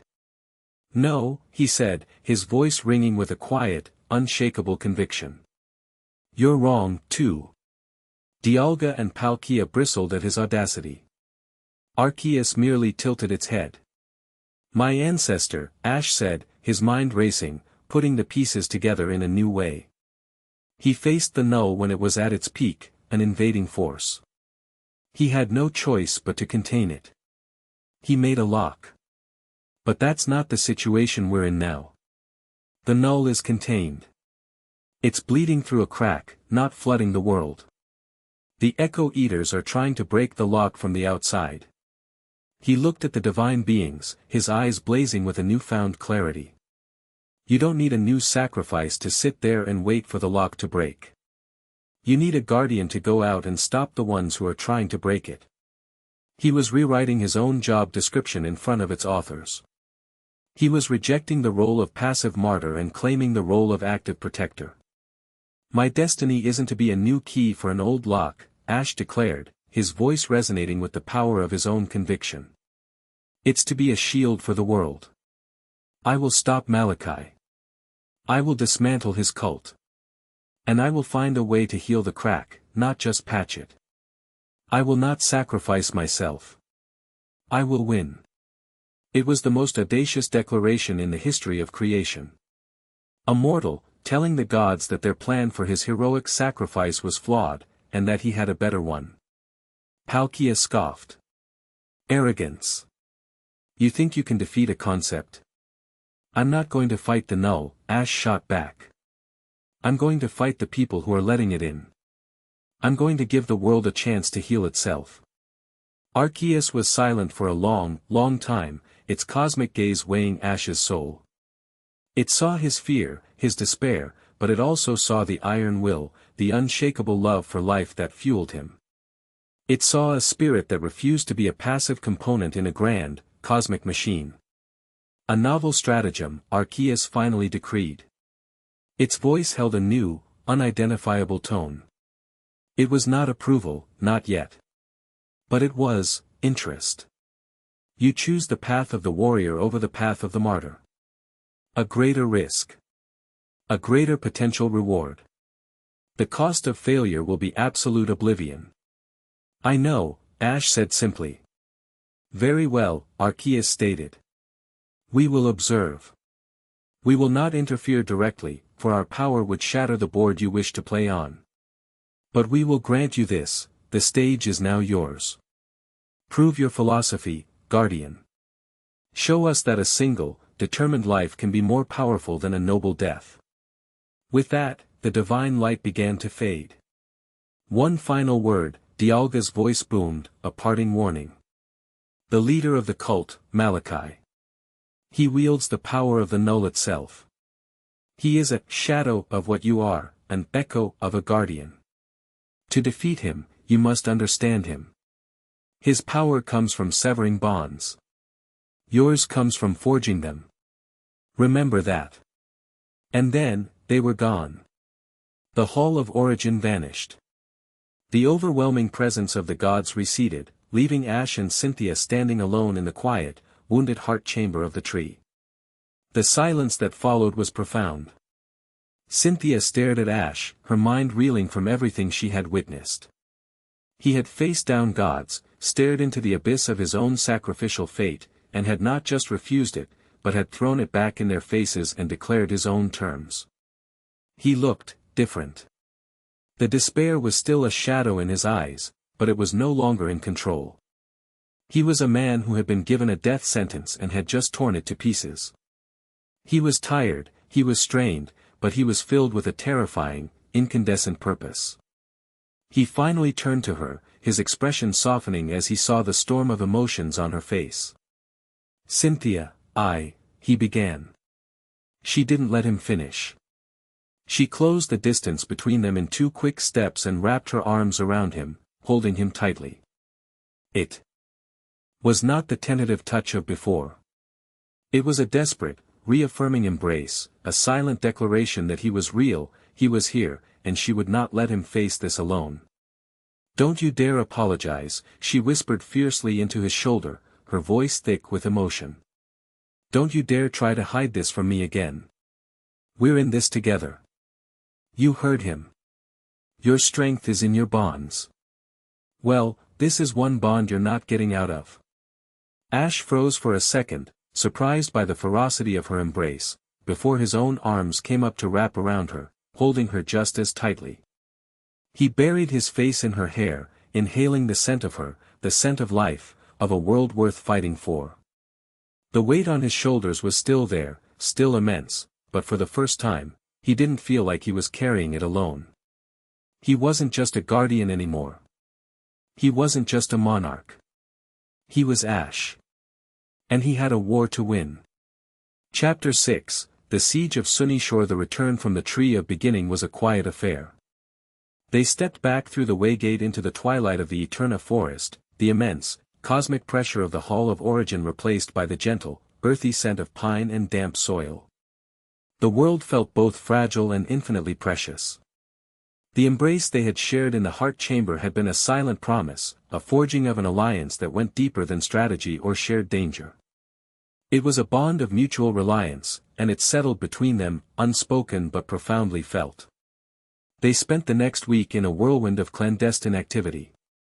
While the world knew Ash Ketchum, the new monarch, had taken a personal vacation in Sinnoh, he and Cynthia were building a war room in the quiet solitude of her family's villa in Undella town, a location far from the prying eyes of Celestic. Carolina joined them, her ancient wisdom a vital counterpoint to Cynthia's data-driven analysis. Maps were spread across tables, historical texts cross-referenced with modern energy grid schematics, and potential Echo Eater targets were plotted. Ash, meanwhile, was training. But it was not the training of a Pokémon master seeking victory. It was the focused, desperate training of a warrior preparing for an existential threat. He spent hours with his Pokémon, not just battling, but meditating. He pushed the boundaries of his aura, learning to feel the subtle flows of energy in the world around him, teaching himself to distinguish the healthy hum of life from the cold, flat static of the null's influence. He was sharpening himself into a living weapon, a scalpel to excise a cancer. His bond with Cynthia deepened in the crucible of their shared purpose. They would work late into the night, debating strategies, their minds in perfect sync. They would talk for hours, sharing stories of their pasts, of their dreams before all this began. He learned of her passion for mythology, a thirst for knowledge inherited from her grandmother. She learned of his journeys, of the friends and rivals who had shaped him, seeing the boy he had been and understanding the man he had become. There was a respect between them that was absolute, a growing affection that was as natural and undeniable as the rising of the sun. They were two pillars, supporting each other against the weight of a falling sky. It was during one such late-night session, while tracing potential energy conduits across a map of eastern Sinnoh, that the attack came. An alert flashed across one of Cynthia's encrypted monitors, a massive, spontaneous energy drain originating from the coastal city of Sunnyshoar. No. Cynthia breathed, her face paling as she zoomed in on the data feeds. Not Sunnyshoar. Sunnyshoar City was a marvel of modern engineering, a city built on a series of interconnected platforms over the sea, powered by a massive solar array and one of the most advanced electrical grids in the world. It was a beacon of progress and technology. They're not just attacking a city, Ash said, his eyes narrowing as he read the cascading alerts. Power outages. Communications blackouts. Navigational systems failing. They're targeting the grid. All of it. Malachi's goal isn't destruction, Cynthia realized with dawning horror. It's silence. What better way to prove his philosophy than to take Sinnoh's most vibrant, most noisy city and plunge it into a literal and metaphysical darkness? A live feed from a single, resilient traffic camera flickered onto the screen. The image was chaotic. The city's famous elevated solar roads were dark, the streets filled with confused and frightened people. But it was the sky that drew their attention. A storm of unnatural darkness was gathering above the city, and at its heart, a familiar, legendary silhouette was visible, its form distorted and wrong. It was a Zapdos. But its golden feathers were tinged with a sickly gray, and its movements were jerky, puppet-like. Its proud, crackling cry was replaced by a distorted, screeching static. It was a shadow Pokémon, a corrupted legend, and it was perched atop the Sunnyshoar Tower, the central hub of the city's power network. They're using a corrupted Zapdos to create an anti-energy field, Ash said, his voice grim. They're going to turn the entire city into a dead zone, a massive version of the chasm in Celestic. There was no time for a plan. There was only time for action. I have to go, Cynthia said, already moving, her champion's authority snapping back into place. The city's defenses will be in chaos. I need to coordinate the evacuation. We go together, Ash stated, pulling on his jacket. Pikachu was already on his shoulder, its body tense, crackling with an angry energy. You handle the people. I'll handle the storm. The flight to Sunnyshoar on Cynthia's private jet was a tense, silent race against time. From the air, the scale of the disaster was terrifyingly clear. Sunnyshoar was an island of encroaching darkness in the bright blue sea. A dome of swirling, gray-black energy was forming over the city, centered on the tower where the corrupted Zapdos perched. Where the dome touched the sea, the water seemed to fizzle and go flat, the waves dying into a placid, dead surface. They landed at the city's small emergency airstrip, the only runway still operating on backup power. The scene was one of organized chaos. Police and ranger crews were trying to direct streams of fleeing civilians towards ferries at the docks, but panic was beginning to set in. The air was thick with the oppressive, life-draining cold of the null, a pressure that caused confusion and lethargy. Cynthia was immediately swarmed by officials. She became a whirlwind of command, her voice sharp and clear, cutting through the panic. She issued orders, rerouted evacuation efforts, and organized defensive perimeters with a speed and clarity that left Ash in awe. She was in her element, a queen defending her kingdom. Ash met her eyes across the chaotic tarmac. He gave her a single, firm nod. "I've got this." She nodded back, a silent transfer of trust. "Be careful." He didn't head for the evacuation routes. He headed into the city, against the tide of fleeing people. Pikachu was a small, determined beacon on his shoulder. He needed a vantage point, a way to understand the energy dynamics of the siege. His aura was a sonar, and he was diving headfirst into the enemy's territory. He scaled a residential tower, his movements fluid and efficient, using his aura to enhance his strength and agility, finding handholds that shouldn't exist. From the rooftop, he could see the full picture. The Shadow Zapdos was the epicenter, acting as a giant antenna. It was drawing power from the city's grid and inverting it, converting it into raw null energy which it then broadcasted outwards, feeding the expanding dome of silence. At the base of the tower, he could see them, dozens of echo eaters, their gray cloaks making them almost invisible in the gloom, forming a circle and chanting, their staves glowing with dark energy, stabilizing the ritual. And moving through the streets below were more shadow Pokémon, local Mach-Hoke, Luxio, and Floatzel, their eyes glowing with the same empty black light as the ones in Celestic Town, enforcing the chaos, preventing emergency crews from reaching the tower. This was a full-scale military operation. He saw a group of rangers pinned down by a rampaging shadow Mach-Hoke, its 4 arms flailing with mindless, unstoppable force. The rangers' Pokémon were struggling, their attacks seeming to have little effect. Ash didn't hesitate. "Glisker, I choose you," he yelled, throwing a Pokeball from the rooftop. The massive Bat-Scorpion Pokémon emerged with a screech, gliding down towards the fray. "Glisker, use Screech on the Mach-Hoke, then X-Scissor." Ash commanded, his voice carrying clearly over the chaos. The high-frequency sound blasted the shadow Mach-Hoke, which reeled, not from pain, but from the sonic disruption. Glisker followed up, its claws glowing as it slashed in a powerful X, forcing the corrupted Pokémon back and giving the rangers the opening they needed to retreat. The lead ranger looked up, stunned. "It's the Monarch. Get your people out of here and help with the evacuation at the eastern pier." Ash yelled down. "Leave the shadows to me." He recalled Glisker and continued moving across the rooftops, a phantom striking from the shadows. He became a one-man army, coordinating his Pokémon with impossible efficiency. Sceptile would appear, its leaf blade a green blur, disabling a group of Luxio trying to block a bridge. Infernape would erupt in a flash of fire, its Mach Punch clearing a path for a panicked family.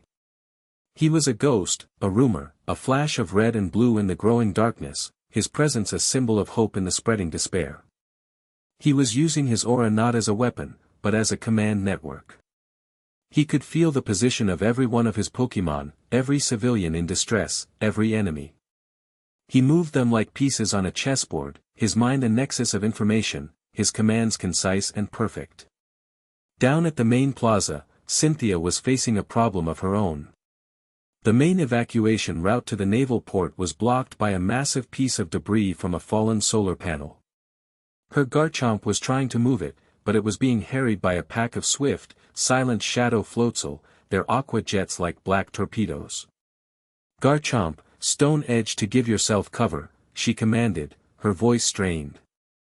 She was a brilliant strategist, but she was only one person, and her attention was being pulled in a dozen different directions. Suddenly, a voice cut through the chaos, coming from a nearby rooftop. "Cynthia! Aim for the support struts on the left. Their integrity is compromised." She looked up and saw him, a silhouette against the dark, swirling sky. Ash. He had seen a structural weakness in the debris she had missed. "Garchomp, do it. Dragon Claw, on the left strut." Garchomp roared and smashed the indicated point. With a groan of tortured metal, the massive debris shifted and collapsed in on itself, clearing the path. "Now!" Cynthia yelled to the waiting crowd. "Move!" As the civilians surged forward, the Shadow Floatzel renewed their attack, this time aiming for the exposed crowd. Before Cynthia could even command Garchomp to intercept, a bolt of lightning descended from the sky, slamming into the ground between the Floatzel and the people, creating a line of crackling electricity they would not cross. Pikachu stood on the rooftop beside Ash, its cheeks blazing. Their coordination was flawless, unspoken. They were two generals fighting back-to-back on a city-sized battlefield. But as they fought, a new figure entered the fray. A trainer, dressed in dark, practical gear, moved through the chaos with a brutal efficiency that was a stark contrast to Ash's fluid grace. He wasn't saving people. He was battling. A colossal Rhyperior smashed through a wall, scattering a group of Shadow Luxio with a powerful earthquake. It was Paul. He had been in Sunnyshoire for a business meeting, a high-stakes trade with a wealthy collector, when the city went dark. His first instinct had been to leave. But then he saw them. The Shadow Pokémon. Their jerky, unnatural movements, the empty light in their eyes, it was an offense to his entire philosophy. These creatures weren't strong. They weren't weak. They were broken. They were tools being used by an unseen hand, and the sheer inefficiency of it, the wrongness of it, disgusted him. He saw Cynthia's Garchomp fighting, and then he saw Ash on the rooftop, his Pikachu a beacon of light. He saw the way they moved in concert, the way Ash seemed to be everywhere at once. And he felt that old, familiar knot of anger and resentment. But underneath it, there was something else. He saw the enemy. And this enemy was not something his data and strategies could easily account for. It was chaos. It was illogical. His battle brought him closer to the central plaza, where Cynthia was holding the line. His Rhyperior's raw power was devastatingly effective, turning the Shadow Pokémon into heaps of broken puppets. "Champion," he said, his voice a low growl as he approached her. "What is going on here? What are these things?" "Stay back, Paul," Cynthia warned, not taking her eyes off the enemy. "This is not a battle you are equipped for." "I handle my own battles," he retorted, as his Electivire appeared beside him, crackling with power. "These things are an insult to what a Pokémon should be. They need to be put down." He charged forward, his Pokémon a wave of pure, destructive force. But he quickly found what Cynthia meant. His attacks, while powerful, only destroyed the puppets. They did nothing to stop the source. For every shadow he defeated, two more seemed to take its place, emerging from the dark alleyways. His strategy of overwhelming force was like trying to empty the ocean with a bucket. He was winning battles, but he was losing the war. He was wasting energy, and he was getting nowhere. From his vantage point, Ash saw it all. He saw Paul's fruitless, brutal struggle. He saw Cynthia being overwhelmed. He saw the dome of silence growing, the edge of it now creeping over the plaza, causing Pokémon and people alike to stumble, their energy and will to fight draining away. They were running out of time. He couldn't win this by attrition. He had to stop the source. He had to take down Zapdos. He looked at Cynthia, still fighting desperately below. He had to leave her to handle the defense on her own. He had to trust her. Then he looked at Paul. And an idea, a risky, insane idea, formed in his mind. He focused his aura, not as a weapon, but as a broadcast. He sent a single, clear thought, not into Paul's mind, but at him, a feeling, a concept. The tower. The source is the tower. Distract them. Buy me time. Paul stumbled, shaking his head. He looked up at Ash on the rooftop, a flicker of confusion and rage in his eyes. He'd felt something. An impulse that wasn't his own. He hated it. He hated the feeling of being influenced, of this magic that Ketchum wielded. But he looked at the tower, at the corrupted Zapdos, and he looked at the endless, regenerating tide of shadows. The logic, as much as he despised the source, was undeniable. His current strategy was a failure. A new one was required. He let out a snarl of frustration. Electivire. Rhyperior. With me. We're creating a perimeter. All forces, full power. He wasn't following an order. He was making a tactical decision based on new, unwanted intelligence. He began to fight not to defeat, but to contain, his powerful Pokémon, creating a wall of destructive force that drew the attention of every shadow Pokémon in the plaza, consolidating the threat in one place. It was the opening Ash needed.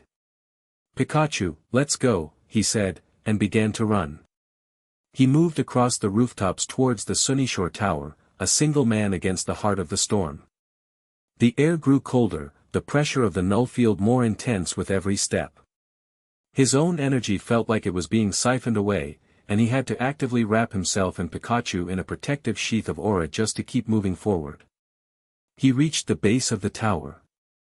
The circle of Echo Eaters was there, chanting their silent, chilling mantra, their faces hidden in the shadow of their hoods. They were the anchors of the ritual. Ash didn't announce his presence. He dropped from the rooftops like a thunderbolt. Infernape, Sceptile, Glisker. Wrecking Crew. His three fastest, most aggressive Pokémon appeared in a flash, and chaos erupted. Infernape was a blur of fiery fists, smashing into the cultists' formation. Sceptile's leaf blade severed their staves, cutting off their connection to the ritual. Glisker's X-Scissor sent them scattering. The chanting stopped. The ritual destabilized. Above them, the shadow Zapdos shrieked, a sound of digital feedback, as its power source flickered. The dome of silence wavered. But the battle was not over. The elite guard of the Echo Eaters, stronger and more skilled than the grunts, turned to face him. Malachi was not here, but his lieutenants were. The Guardian, one of them hissed, a blade of null energy forming in his hand. He is alone. Subdue him. Ash was not alone. He and his Pokémon fought as a single, multi-limbed entity. But the lieutenants were powerful, their dark arts a direct counter to his Pokémon's life force. An Infernape's flare blitz would be met with a shield of nothingness that simply erased the flames. He was being pushed back. He was outnumbered. And his time was running out. Down in the plaza, the wavering of the dome had given everyone a brief respite. Cynthia saw her chance. Paul, she yelled. I need cover. I'm going after Ash. Paul gritted his teeth, his Electivire blasting a Shadow Machop with a massive thunder. He got himself into his own mess. He can get himself out. There won't be a city to get out of if he fails, she shot back, her voice ringing with an authority that even he could not ignore. Are you a strong trainer or not? Then prove it. Hold this line. Without waiting for a reply, she recalled Garchomp and ran towards the tower, her heart pounding with a desperate fear for Ash's safety. She arrived at the tower to see him locked in a desperate battle. He was holding his own, his aura flaring as he protected his Pokémon from the life-draining attacks, but he was on the defensive. Then, the world tilted. The Shadow Zapdos, in a desperate bid to stabilize the ritual, unleashed a massive pulse of pure null energy directly downwards. It wasn't an attack, it was a wave of absolute negation. Ash saw it coming. His Pokémon were overextended, locked in combat. Cynthia was just entering the plaza, directly in the path of the wave. Paul was too far away. There was no time to think. There was only instinct. A primal, protective urge that overwhelmed all strategy, all thought of his own safety. He moved faster than he had ever moved before, his body propelled by a massive surge of aura. He crossed the plaza in a blue-white blur, putting himself directly between the descending wave and Cynthia. "Ash, no," she screamed, her eyes wide with terror. He didn't have time to create a focused shield like the one he'd used against Paul. He just threw his arms out, unleashing every ounce of his own life force, his own aura, as a raw, untamed, chaotic barrier. The wave of nothingness hit the wall of pure life. The impact was utterly silent, but the effect was catastrophic. The world went white. Cynthia was thrown back by a shockwave of displaced energy, her ears ringing. When her vision cleared, the plaza was a wreck. The Echo Eaters were scattered, their ritual completely shattered. The null field had collapsed. Above, the Zapdos, its connection severed, gave one last pained, corrupted shriek before the black light in its eyes died and it fell from the tower, unconscious but free. The sun, which had been obscured, broke through the clouds, its light flooding the city once more. The siege was over. But Ash. He was on his knees in the center of the plaza, his body smoking, not with fire, but with expended energy. The blue-white light of his aura was gone, completely extinguished. He looked drained, hollowed out, as if his very soul had been scraped thin. He had thrown himself in front of an attack designed to erase existence, and had paid the price. Cynthia scrambled to her feet and ran to him, her heart a block of ice in her chest. "Ash. Ash, look at me." He looked up, and his eyes, usually so full of life and warmth, were dull, unfocused. He gave her a weak, trembling smile. "You're okay," he whispered, his voice a faint rasp. Then, his eyes rolled back in his head, and he collapsed, unconscious, into her arms. Paul stood at the edge of the plaza, his Pokémon silent beside him. He had seen the whole thing. He had seen Ketchum, without a Pokémon, without a command, use his own body as a shield. He had seen him sacrifice himself to protect the champion. It wasn't a strategy. It wasn't a trick. It wasn't a gimmick. It was an act of pure, selfless, insane bravery. It was an act of strength. A kind of strength Paul didn't understand. A kind of strength that his entire philosophy had no way to account for. For the first time in his life, Paul Shinji was utterly, profoundly, and completely lost. Cynthia held Ash's limp form, her own tears blurring her vision as she desperately checked for a pulse. It was there, but it was faint, Freddy. He was alive. But just barely. She looked down at his pale, unconscious face, and the professional calm of the champion. The intellectual curiosity of the scholar, it all burned away, leaving only the raw, terrified heart of a woman who had just watched the person she was falling for sacrifice himself for her. Chapter 7, A Heart's Confession. The world returned to Ash in fragments. First, there was the scent, a clean, sterile smell that reminded him of a Pokémon center, but layered with the faint, familiar fragrance of cherry blossoms and old paper. Then came the sound, a low, steady beeping that was rhythmic and strangely comforting. Finally, there was the feeling, a profound, bone-deep exhaustion, as if every cell in his body had been run to depletion and back. He felt hollowed out, his internal reserves of aura, usually a vast and churning ocean, now a placid, shallow puddle. He tried to open his eyes, but his eyelids felt like they were made of lead. He managed a weak groan, and the steady beeping beside him quickened its pace. "Ash?" Her voice. It was the first clear thing in the fog, an anchor of warmth and concern. He felt a cool hand gently brush the hair from his forehead, and then a softer touch as her fingers rested on his cheek. The simple contact was like a sip of fresh water after days in a desert. A tiny, dormant spark of energy deep within him flickered in response to her presence. He forced his eyes open. The light was dim. He was in a private room, the sheets of the bed crisp and white. A heart monitor beside him traced a glowing green line. But his focus was solely on the figure sitting by his bed. Cynthia looked as exhausted as he felt. She had changed out of her battle-worn clothes into a simple dark sweater, but the dark circles under her eyes spoke of sleepless nights. Her usually perfect posture was gone, she was hunched forward in her chair, her entire being focused on him. The moment their eyes met, a wave of relief so powerful it was almost a physical thing washed over her face. "You're awake," she whispered, her voice thick with emotion.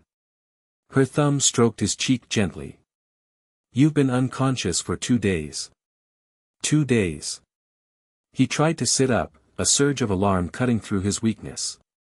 "The Echo Eaters, the city." "Easy, easy," Cynthia said, her hands moving to his shoulders, gently pressing him back against the pillows. "It's over. You did it. The siege is broken. The Zapdos is being treated by Professor Rowan, and the city is recovering. The official story is a catastrophic failure of an experimental electromagnetic generator. They're calling you a hero. The monarch who personally saved Sunnyshoire." He sank back, the effort of just that small movement leaving him breathless. He looked at his hands. They felt like they belonged to someone else. He tried to summon his aura, to feel that familiar inner warmth, but there was almost nothing there. It was like trying to start a fire with damp wood. He began, his voice a dry rasp. "I overdid it." A sound that was half a laugh, half a sob escaped Cynthia's lips. "Overdid it? Ash, you threw yourself in front of a wave of anti-existence. The medics, the Chansey, even my grandmother, none of them could figure out what was wrong with you. Your vital signs were stable, but your life force, your energy, was almost gone. They said it was like your soul had been bleached." She pulled her hand back as if the memory of it burned her. The fear in her eyes was raw, unguarded. This wasn't the champion. This was just Cynthia, and she was terrified. "I thought we'd lost you," she said, her voice dropping to a near whisper. "I sat here, watching that monitor, and I've faced down gods, Ash. I've stared into the eyes of Giratina in the distortion world. I've never, ever been that scared in my entire life." The vulnerability in her confession hit him harder than any attack. He, who had always been the one to rush headlong into danger, had never truly considered the wake of fear he left behind. He had always focused on the mission, on protecting others. He had never stopped to think about what his self-sacrifice did to them. "I'm sorry," he said, and he meant it more than anything he had ever said. "I didn't think. I just saw it coming for you, and He trailed off, unable to articulate the primal, instinctual terror he had felt in that moment, the absolute certainty that he would let himself be erased 1,000 times over before he let anything harm her. "I know," she said softly, understanding him perfectly. "That's the problem." She stood up and walked to the window, her back to him. The window overlooked a serene, private garden, part of her family's estate. They weren't in a public hospital. She had brought him here, to a place of safety and privacy. "When I was a little girl," she began, her voice distant, "my grandmother told me stories of the great heroes of Sinnoh. The ones who fought alongside legends, who saved the world. They were always noble, always brave, and often, they were tragic. Their stories usually ended with a noble sacrifice. I used to think it was the most beautiful, powerful thing a person could do." She turned back to face him, her gray eyes dark with a new, painful wisdom. "I was a fool. There is nothing beautiful about it. Watching you collapse, watching the life drain out of you, it wasn't beautiful, Ash. It was horrifying. It was a waste." Her words were sharp, but they weren't born of anger. They were born of a deep, desperate fear of loss. "That's my destiny, Cynthia," he said quietly, the words tasting like ash in his mouth. "Archaea said it. My grandmother's stories said it. My own vision confirmed it. I'm the sacrifice. I'm the key that gets turned in the lock. No, she said, walking back to his bedside, her voice ringing with a fierce, unshakable conviction that reminded him of his own defiance in the Hall of Origin. You are not a key. You are a person. You are a man who stood before gods and told them their plan was flawed.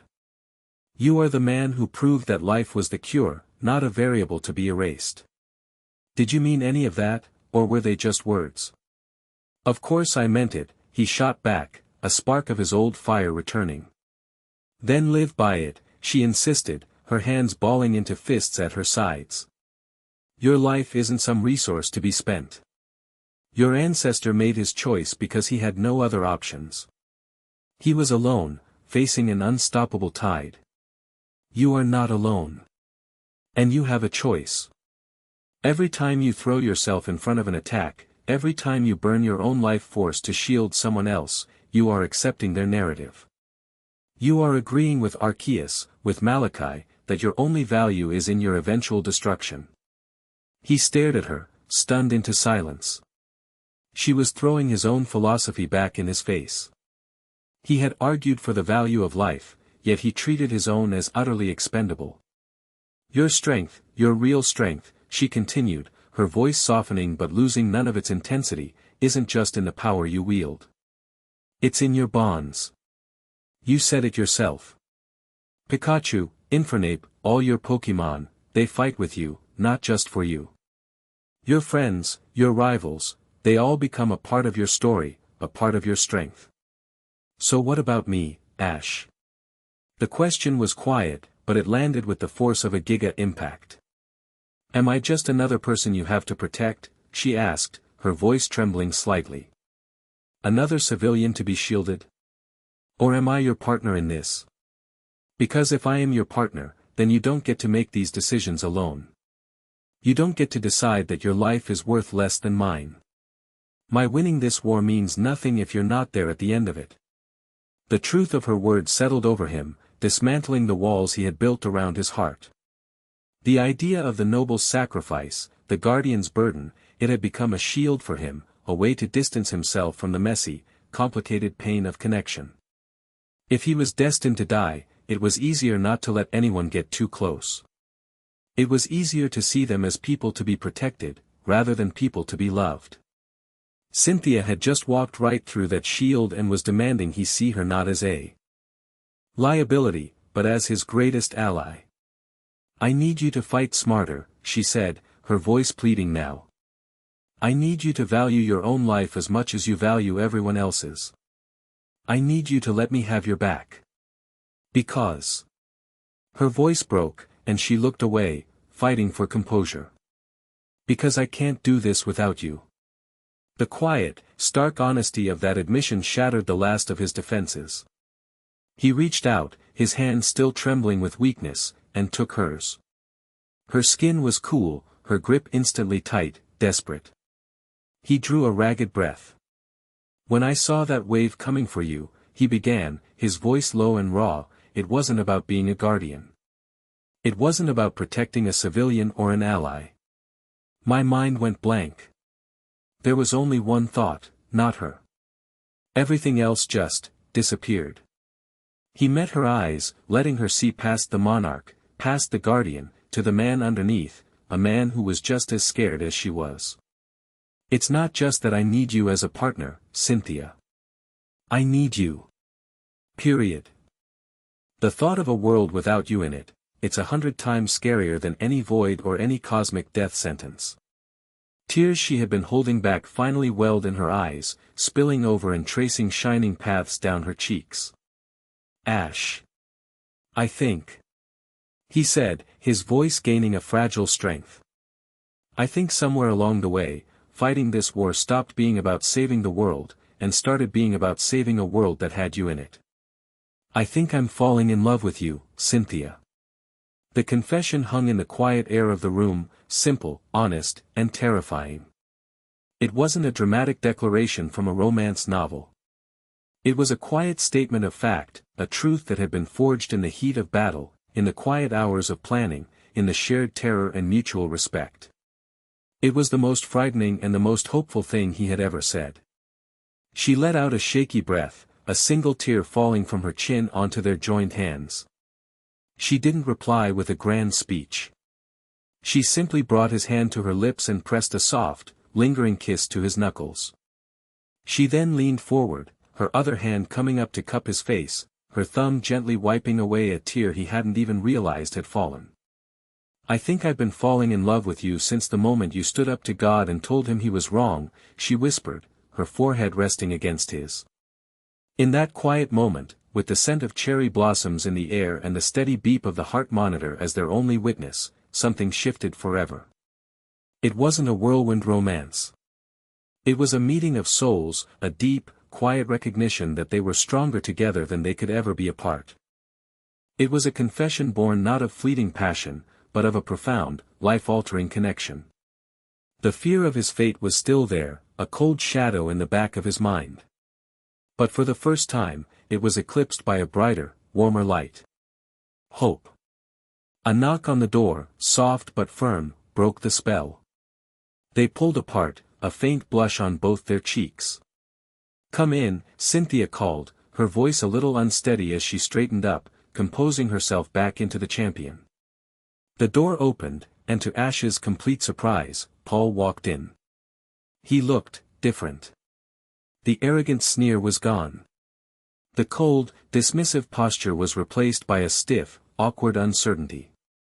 He held a small, generic fruit basket in one hand, looking at it as if it were a foreign object he'd been forced to carry. He stopped just inside the door, his eyes darting from Cynthia to Ash in the bed, unable to settle on either. "Paul," Ash said, his voice stronger now.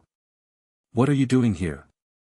Paul cleared his throat, his gaze finally landing on the floor between them. "The champion informed me of your condition," he said, the words sounding rehearsed. "I was in the city. It seemed appropriate to ascertain your status." It was the most stilted, Paul-like way of saying, "I came to see if you were okay," that Ash could possibly imagine. "I'm fine," Ash said. "Thanks to you holding the line. Cynthia told me what you did. You bought me the time I needed." Paul flinched slightly at the praise, as if it were an accusation. He walked stiffly to the foot of the bed and set the fruit basket down with a thud. "I made a tactical decision based on the available data," he said, his old defense mechanisms kicking in. "Your reckless plan happened to be the most logical path to victory." "It was an anomaly." "Was it?" Cynthia asked, her voice quiet but sharp as a razor. "Or was it a variable your data couldn't account for?" Paul's jaw tightened. He looked at Ash, at the bandages visible under his shirt, at the exhaustion that still clung to him. He had rewatched the security footage a dozen times. The blur of blue light. The selfless, suicidal charge. The silent, world-shaking impact. "That shield," Paul said, his voice low, finally asking the question that had been haunting him. "In our battle. And, that. What you did for the champion. That power, where does it come from?" It was the first time Paul had ever asked a question he didn't think he already knew the answer to. It was a concession. A crack in his armor of absolute certainty. Ash looked at Cynthia. Her eyes gave him a subtle nod. "Tell him. He deserves the truth. He's a part of this now, whether he likes it or not." So Ash told him. He spoke of Aura, of the guardian lineage, of the Null, the Echo Eaters, and the looming threat. He didn't mention the sacrificial destiny, that was still too raw, too personal. But he laid out the facts of the secret war they were fighting. Paul listened in absolute silence, his expression unreadable. He didn't scoff. He didn't sneer. He just processed. The concepts were outlandish, bordering on fantasy, but they fit the facts he had witnessed: the unnatural shadow Pokemon, the life-draining energy, Ash's impossible abilities. It was a mad theory, but it was the only one that explained the data. When Ash finished, Paul was silent for a long time. He paced the length of the room, his hands clenched behind his back. "So," he said finally, his voice flat. "We are fighting an enemy whose goal is non-existence, led by a cult that can weaponize it. And you, Ketchum, are some kind of ancient, hereditary weapon designed to fight it." "That's one way of putting it," Ash admitted. Paul stopped pacing and looked at him, his eyes burning with a cold, intense fire. "This enemy is inefficient. It is illogical. It seeks to break the fundamental principles of existence, growth, struggle, the attainment of power. It is anathema to everything a Pokemon battle stands for." He had reframed the entire cosmic conflict into his own terms. He didn't care about good versus evil, or saving the world. He saw an enemy that was fundamentally opposed to his core belief in strength through struggle. And he was offended by it on a cellular level. "Your methods are unorthodox," Paul said, the word tasting like acid in his mouth. "They are sentimental and dangerously reckless." But, he took a deep breath, the next words costing him dearly, "they are effective against this specific threat." He walked to the door. "I am returning to my training headquarters at the base of Mt. Coronet. When you are no longer indisposed, contact me." "Why?" Ash asked, genuinely confused. Paul turned at the door, his expression a mask of grim determination. "Because this enemy is a threat to the integrity of what it means to be strong. Their philosophy cannot be allowed to prevail. I will not be your friend. I will not adopt your methods. But I will be a weapon in this war. My strength will be a tool you can utilize. Analyze my capabilities and deploy me as you see fit. It is the most logical course of action." And with that, he was gone. He hadn't offered friendship. He had offered an alliance in the only way he knew how, by declaring himself a strategic asset. He had seen a force that sought to end the game, and he had decided, logically and coldly, to side with the player who knew how to fight it. Ash and Cynthia stared at the closed door, a shared look of astonishment on their faces. Paul, the ultimate pragmatist, had just become their first, and most reluctant, recruit. Cynthia let out a soft laugh, shaking her head in disbelief. "Well," she said, turning back to Ash with a smile that finally, truly reached her eyes. "You said your strength was in your bonds. It seems you're even good at forging them with people who hate you." Ash smiled back, a real, genuine smile that filled his chest with warmth. The road ahead was terrifying. His fate was a dark shadow on the horizon. But looking at Cynthia, her face alight with love and hope, and thinking of the bitter rival who had just grudgingly declared himself an ally, he didn't feel alone. He had his queen, and now, he had a rook. The board was set. The game was truly on. Chapter 8, The Reluctant Ally. The recovery process was a lesson in a different kind of strength, patience. For 3 days after his confession with Cynthia, Ash was confined to the bed in her family's villa. His body healed, but his aura was a different story. It was like a well that had been pumped dry, slowly, painstakingly refilling one drop at a time. He could feel it returning, a sluggish warmth spreading through his limbs, but the effort of even a small act, like creating a faint shimmer of light in his palm, left him breathless and dizzy. Cynthia was his constant companion. She brought him his meals, read to him from her archaeology texts, and beat him mercilessly at chess, her strategic mind as sharp in leisure as it was in battle. They didn't speak of the war. They didn't speak of his destiny. They existed in a bubble of fragile peace, a stolen slice of normalcy that both knew was temporary. Their newly confessed feelings settled between them, no longer a source of tension, but a quiet, foundational strength. A shared glance, a light touch of hands, a soft smile, these small moments became the bedrock of their alliance. On the 4th day, he was finally strong enough to walk in the garden. The Sinnoh sun was warm on his skin, and the scent of the sea breeze was invigorating. Pikachu, who had been a constant, worried presence on his bedside table, now scampered happily at his heels, occasionally nudging his hand as if to check he was still solid. Cynthia joined him on a stone bench overlooking the sea. She handed him a steaming mug of tea. "You're getting your color back," she observed, her eyes crinkling at the corners. "I feel more like myself," he admitted, taking a sip. The warmth spread through him. "But my aura, it's still weak. Unreliable. If the Echo Eaters attacked now." "They won't," she said with confidence. "My grandmother has been monitoring the energy signatures." The ritual at Sunnyshoar was a massive expenditure for them, too. They've gone to ground, licking their wounds. "The world is quiet. Too quiet." The words hung in the air. A quiet world was exactly what their enemy wanted. This wasn't peace, it was a lull in the storm. "And Paul?" Ash asked, changing the subject. The memory of his rival's stiff, awkward visit was still a source of bafflement. Cynthia's lips curved into a small, wry smile. "He's been true to his word. He sent a single, encrypted message 2 days ago. It contained detailed schematics of his training facility near Coronet, threat assessment data on his entire Pokémon roster, and a list of optimal deployment scenarios. There was no greeting and no signature. It was the most Paul-like offer of help I have ever seen." Ash shook his head, a chuckle escaping him. "He wants to be used like a tool. He thinks that's the only way he can contribute without compromising his philosophy." "And are you going to use him?" she asked, her gaze serious. Ash looked out at the horizon. "I'm not going to use him. I'm going to trust him. There's a difference." He turned to her, his expression resolute. "We can't just keep reacting to Malachi's attacks. We were lucky at Sunnyshoar. We won't be next time.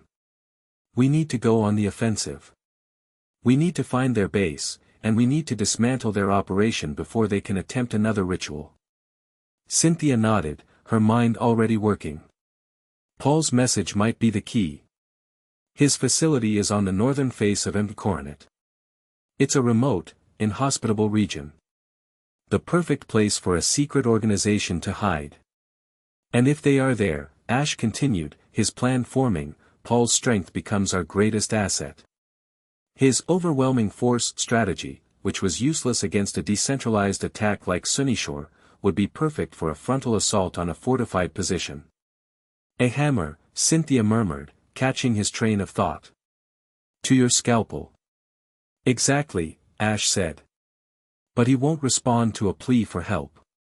He'll only respond to a sound strategy that utilizes his assets logically. We need a plan. A real one."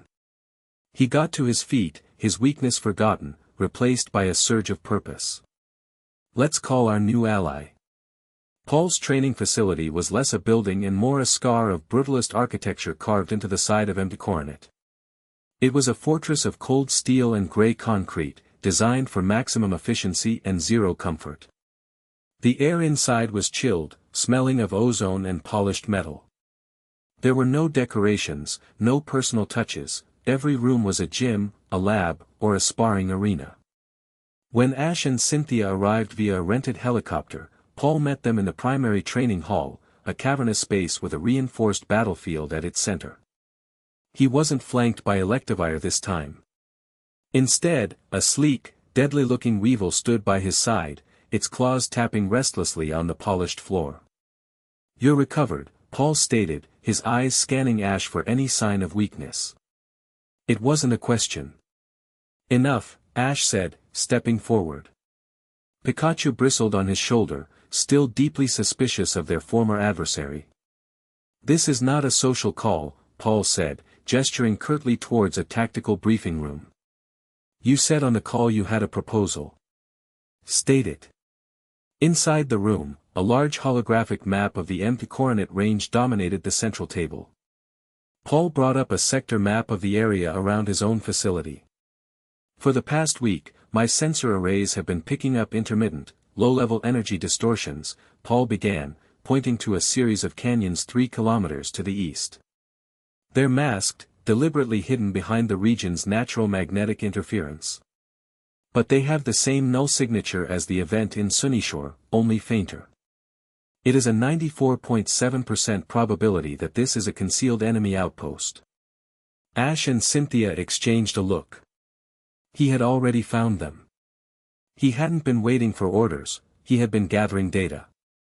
Our reconnaissance confirms it, Cynthia said, laying a tablet on the table that showed her own satellite imagery, cleverly disguised as geological survey data. There's a cave system there that doesn't appear on any official maps. The heat signatures are artificially suppressed. Paul gave a curt nod, a flicker of something that might have been respect in his eyes. Their data corroborated his. A frontal assault is logical. The terrain is a bottleneck. We can concentrate our forces and overwhelm their defenses before they can mount a ritual or scatter. A frontal assault is what they'll expect, Ash countered, stepping up to the map. He placed a hand on the holographic mountain. He closed his eyes, and a faint blue shimmer, stronger than it had been in days, emanated from his palm. He wasn't just looking at the map, he was feeling it. He could sense the faint, cold static of the Echo Eater's base, a discordant note in the mountain's ancient, powerful aura. But he could also feel something else. There's a secondary entrance, Ash said, opening his eyes. He pointed to a spot high up on the canyon wall, a sheer cliff face. It's hidden. Not a physical door, but a weak point in the rock, masked by an illusion. They're using it for patrols. I can feel the faint trails of their energy. Paul stared at the spot, his brow furrowed. My geological scans show nothing but solid granite. Your feeling is not actionable intelligence. It is if you trust it, Ash said simply. He then turned to Cynthia. The main force of the cult will be guarding the main entrance. They'll be expecting a head-on attack. So we'll give them one. He looked at Paul. That's you. You'll be the hammer. Take your strongest Pokemon, Rhyperior, Electivire, Agron. Cause as much noise and destruction as you can. Draw their attention. All of it. Your objective is not to win. It's to create a convincing, overwhelming assault that pins their forces in place. Paul's eyes narrowed. He didn't like the sound of being a diversion. It sounded inefficient. Ash anticipated his objection. Your role is the most critical. If they believe you are the primary threat, they will commit all their resources to stopping you. Your specific brand of relentless, overpowering force is the only thing that will sell the illusion. No one else could do it. The subtle, calculated praise hit its mark. Ash had framed it in terms of Paul's unique strength. It was now a vital, logical role that only he could fill. Paul gave a slow, considering nod. While you have them pinned, Ash continued, turning his attention to Cynthia, your Garchomp is one of the few Pokemon fast and strong enough to create a rockslide, sealing the main entrance. Your objective is containment. Trap them inside with Paul's forces. And what will you be doing? Cynthia asked, though she already knew the answer. I'll be the scalpel, Ash said, his gaze fixed on the hidden entrance on the map. Pikachu, Infernape, and I will use the secondary entrance. While they're distracted, we'll infiltrate the base. Their command structure will be deep inside, protected. I'm going to find it, and I'm going to cut the head off the snake. The plan was simple, audacious, and relied on a level of trust that was, until a week ago, unthinkable. It used each of their strengths perfectly. Paul's raw power, Cynthia's strategic precision, and Ash's unique infiltration abilities. The risk to your solo infiltration team is unacceptably high, Paul stated flatly. Your force is insufficient for a deep strike mission. My force isn't just my Pokemon, Ash replied, his eyes glowing with a faint blue light. It's my aura. I can move silently, I can sense their patrols, and I can fight in a way they won't be prepared for. We're not going in for a battle. We're going in for a decapitation strike.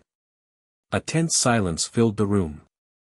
Paul analyzed the strategy, running variables and probabilities. It was risky, unorthodox, and relied on Ash's magic. But it was also bold, decisive, and had a higher chance of catastrophic success than his own simple plan of a frontal assault. His logic warred with his ingrained ideology. "The plan is sound," Cynthia said, giving her endorsement. Her faith in Ash was absolute. "Provided we can all execute our roles perfectly." Paul let out a sharp, frustrated breath. "Fine," he conceded, the word tasting like defeat. "I will provide the diversion. But if your infiltration fails, Ketchum, my forces will proceed with the original objective, total annihilation of the enemy." "It won't fail," Ash said with a quiet confidence that was utterly convincing. The assault began at dusk. The jagged peaks of the Coronet Range were painted in hues of orange and deep purple. Under the cover of the howling mountain wind, they took their positions. Paul stood on a ridge overlooking the main cave entrance, a gaping maw in the rock face. His 3 titans, Agron, Rhyperior, and Electivire, stood beside him, mountains of muscle and armor, bristling with contained energy. He gave a single, curt nod towards the ridge where Cynthia was hidden with her Garchomp. "Let's begin," he grunted, more to himself than anyone else. Agron, Flash Cannon. Rhyperior, Rock Wrecker. Electivire, Thunder. Full power. Target the entrance. The mountainside erupted. A beam of blinding silver light, a colossal glowing boulder, and a jagged bolt of lightning the size of a tree all converged on the cave mouth in a single, cataclysmic explosion. The sound was deafening, a roar that shook the very foundations of the mountain, sending birds scattering for miles. The diversion had begun. As expected, Echo Eaters poured from the cave, their faces grim under their hoods, their shadow Pokémon forming a defensive line. The battle was joined, a chaotic spectacle of raw power versus dark energy, exactly as planned.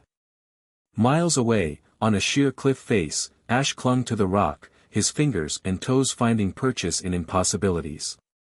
His aura clung to the stone, increasing friction, making him almost weightless. Pikachu was strapped securely to his back in a specialized harness, and Infernape's Pokeball was warm in his pocket. He reached the spot from the map. To the naked eye, it was just solid rock. But to his aura sight, it was a thin veil, a clever illusion projected to deceive onlookers. He placed his palm against the stone. "Okay, buddy," he whispered to Pikachu. "Just a little push." He channeled a small, focused pulse of aura into the rock. It wasn't an attack. It was a key. The illusion flickered and dissolved, revealing a narrow, dark fissure just wide enough for a single person to squeeze through. The cold draft of null energy that flowed from it confirmed his senses. He slipped inside, plunging into darkness.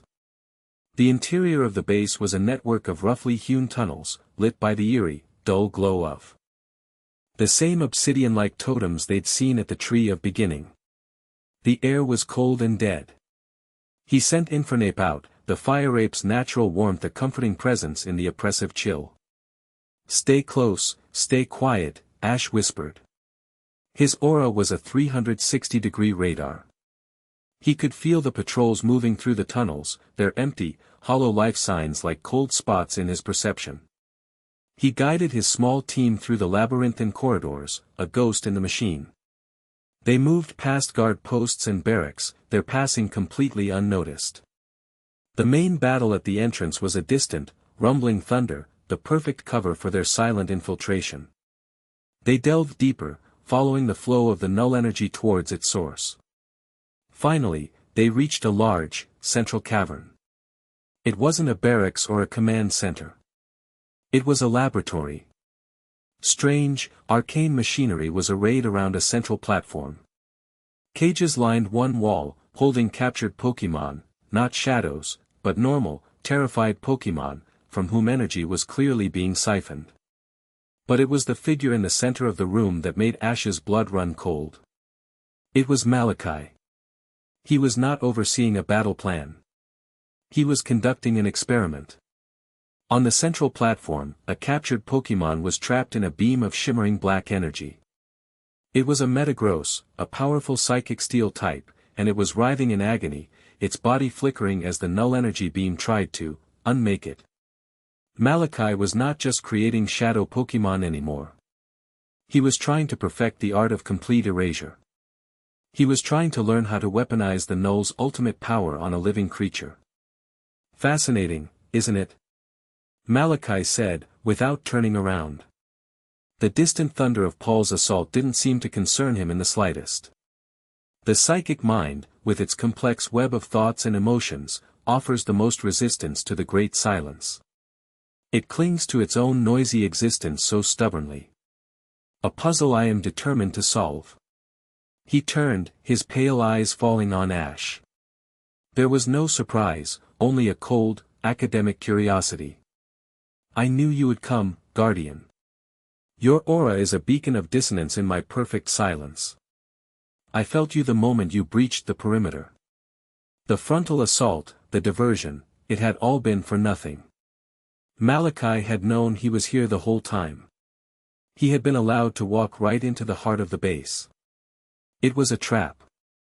Let it go, Malachi, Ash said, his voice dangerously low. Infernape and Pikachu moved into battle stances on either side of him. Malachi gave a dismissive wave of his hand, and the beam holding the Metagross vanished. The tortured Pokemon collapsed, unconscious. Oh, I have what I need from it for now.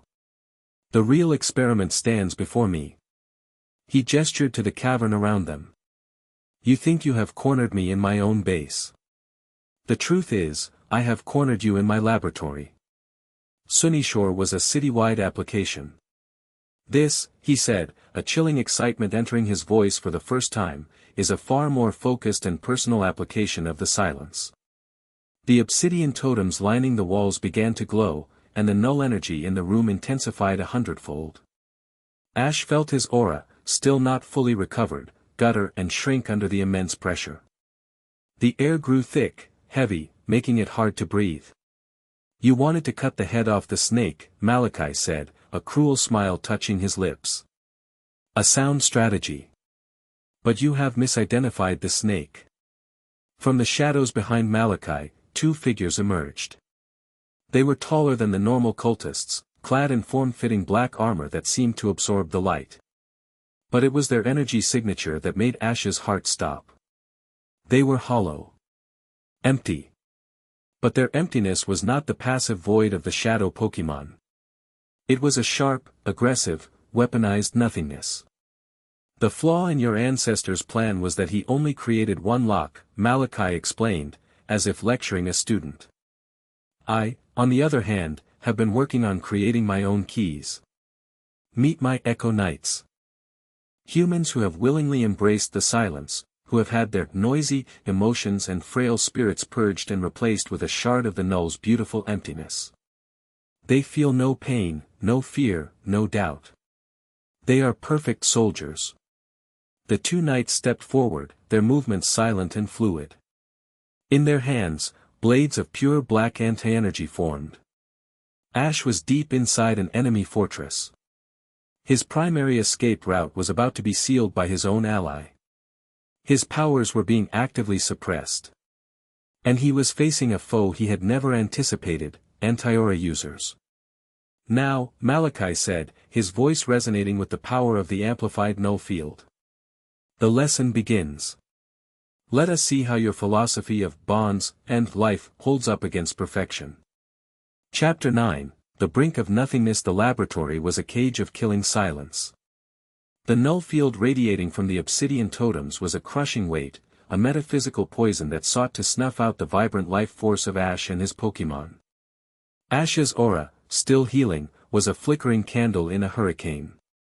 He felt it being actively suppressed, the connection to his Pokemon turning thin and staticky, like a bad radio signal. Pikachu's cheeks sparked weakly, the electricity struggling to form in the energy-deadening field. Infernape's flame-tipped hair, usually a proud plume, had shrunk to a mere flicker, its inner fire being smothered.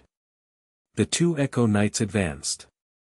They moved with a chilling, synchronized grace, their empty eyes fixed on Ash. They were predators, and he was their prey, cornered and weakened. "You see, Guardian," Malachi lectured, his voice calm and clinical over the low hum of the machinery.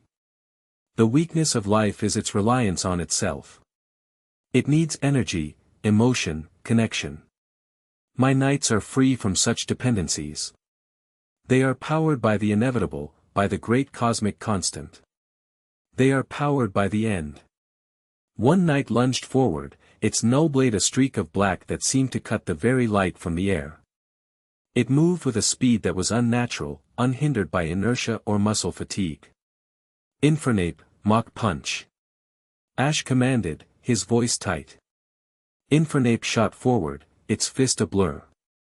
But the null field was taking its toll. The attack was a fraction slower than usual. The knight didn't block. It simply twisted its body, letting the punch graze its armor, and brought its own blade around in a vicious arc aimed at Infernape's neck. "Dodge!" Infernape threw itself backwards, avoiding the decapitating blow by a hair's breadth. But the second knight was already moving, flanking them, its own blade scything towards Pikachu. "Pikachu, Volt Tackle!" Pikachu burst forward, cloaked in a sputtering, weak shell of electricity. It slammed into the second knight. The impact would have sent a normal foe flying. The knight merely slid back a few feet, its form flickering for a second as the electrical energy was simply erased by its internal void. It showed no pain, no reaction at all, and swung its blade downwards.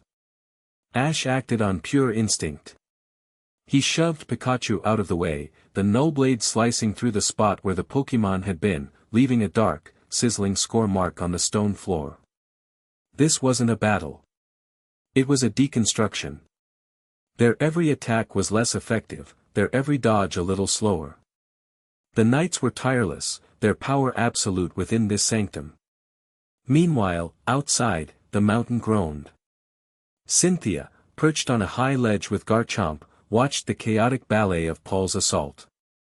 His Pokémon were a force of nature, a symphony of destruction that kept the bulk of the Echo Eaters completely pinned at the mouth of the cave. He was playing his part perfectly, a raging, unstoppable hammer. "Now, Garchomp!" Cynthia commanded. Her ace roared and slammed its claws into the cliff face above the cave entrance. It wasn't a random attack, it was a targeted series of strikes on fissures and weak points she had identified earlier. The overstressed rock groaned, cracked, and then gave way. With a deafening roar. Tons of rock and earth cascaded downwards. It wasn't a simple cave-in, it was a curtain of stone, a landslide that completely, utterly sealed the main entrance. The Echo Eaters outside were scattered, their reinforcements cut off. The ones inside were trapped. Paul recalled his battered but triumphant Pokémon. He looked up at the sealed cave, then towards the sheer cliff face where Ash had disappeared. His part was done. He had been the hammer. He had pinned the enemy. Now, it was up to Ketchum's scalpel. A surge of unfamiliar anxiety, an emotion he immediately identified as inefficient and dismissed, tightened his gut. Inside the laboratory, the ground-shaking tremor from the landslide was the only proof that the outside world still existed. For Ash, it was a death knell. His exit was gone. "Your allies have sealed your tomb," Malachi observed with detached amusement. "How poetic. They have delivered you to me." Ash was being driven back, his Pokémon panting, their energy draining with every passing second. He was fighting a two-front war, one against the relentless knights, and another against the oppressive environment that was crippling him from the inside out. He needed to change the battlefield. His eyes darted around the lab, past the cages of terrified Pokémon, past the arcane machinery. He saw the obsidian totems, the source of the null field. That was the key. "Pikachu, aim for the totems." Thunderbolt. Pikachu gathered what little energy it had left and unleashed a bolt of lightning at the nearest totem. The electricity struck, and for a moment, the obsidian flickered. But then it simply absorbed the energy, the null field strengthening for a second before stabilizing. A futile effort, Malachi sighed. They are designed to absorb and invert energy. Your power only feeds the silence. It was a perfect trap. The more he fought, the stronger the cage became. The first knight saw an opening as Ash was distracted. It lunged, its blade aimed at his heart. Infernape, moving on pure loyalty, threw itself in the way. The null blade plunged deep into its shoulder. Infernape screamed, a sound of pure agony. It wasn't the pain of a physical wound. Where the blade touched, its body seemed to dissolve. Its life force, its very matter, was being unmade. The flame on its head sputtered and died completely. Infernape! Ash cried, his heart seizing with terror. He recalled his grievously wounded Pokémon in a flash of red light. The feedback through the Pokeball was horrifying, a wave of cold nothingness. You cannot protect them from the inevitable, Malachi said. You only prolong their suffering. Surrender to the peace I offer you. The loss of Infernape, the sight of his friend's agony, the cold, condescending tone of the cult leader, it all coalesced inside Ash. The fear, the weakness, the despair, it ignited. He wasn't the monarch. He wasn't the guardian. He was just a boy who loved his Pokémon, and this monster had just tried to erase one of them. A power, deeper and more primal than the calm ocean of aura he usually commanded, erupted from the core of his being. It was not the burning rage he'd felt at the tree. This was a cold, focused fury, the anger of a protector whose charges had been harmed. The null field, which had been crushing him, suddenly met a wall of resistance. A visible, brilliant blue aura flared to life around Ash, pushing back against the oppressive darkness. It was no longer a candle, it was a forge, burning with a heat so intense it warped the air around him. Impossible. Malachi whispered, his calm facade finally cracking.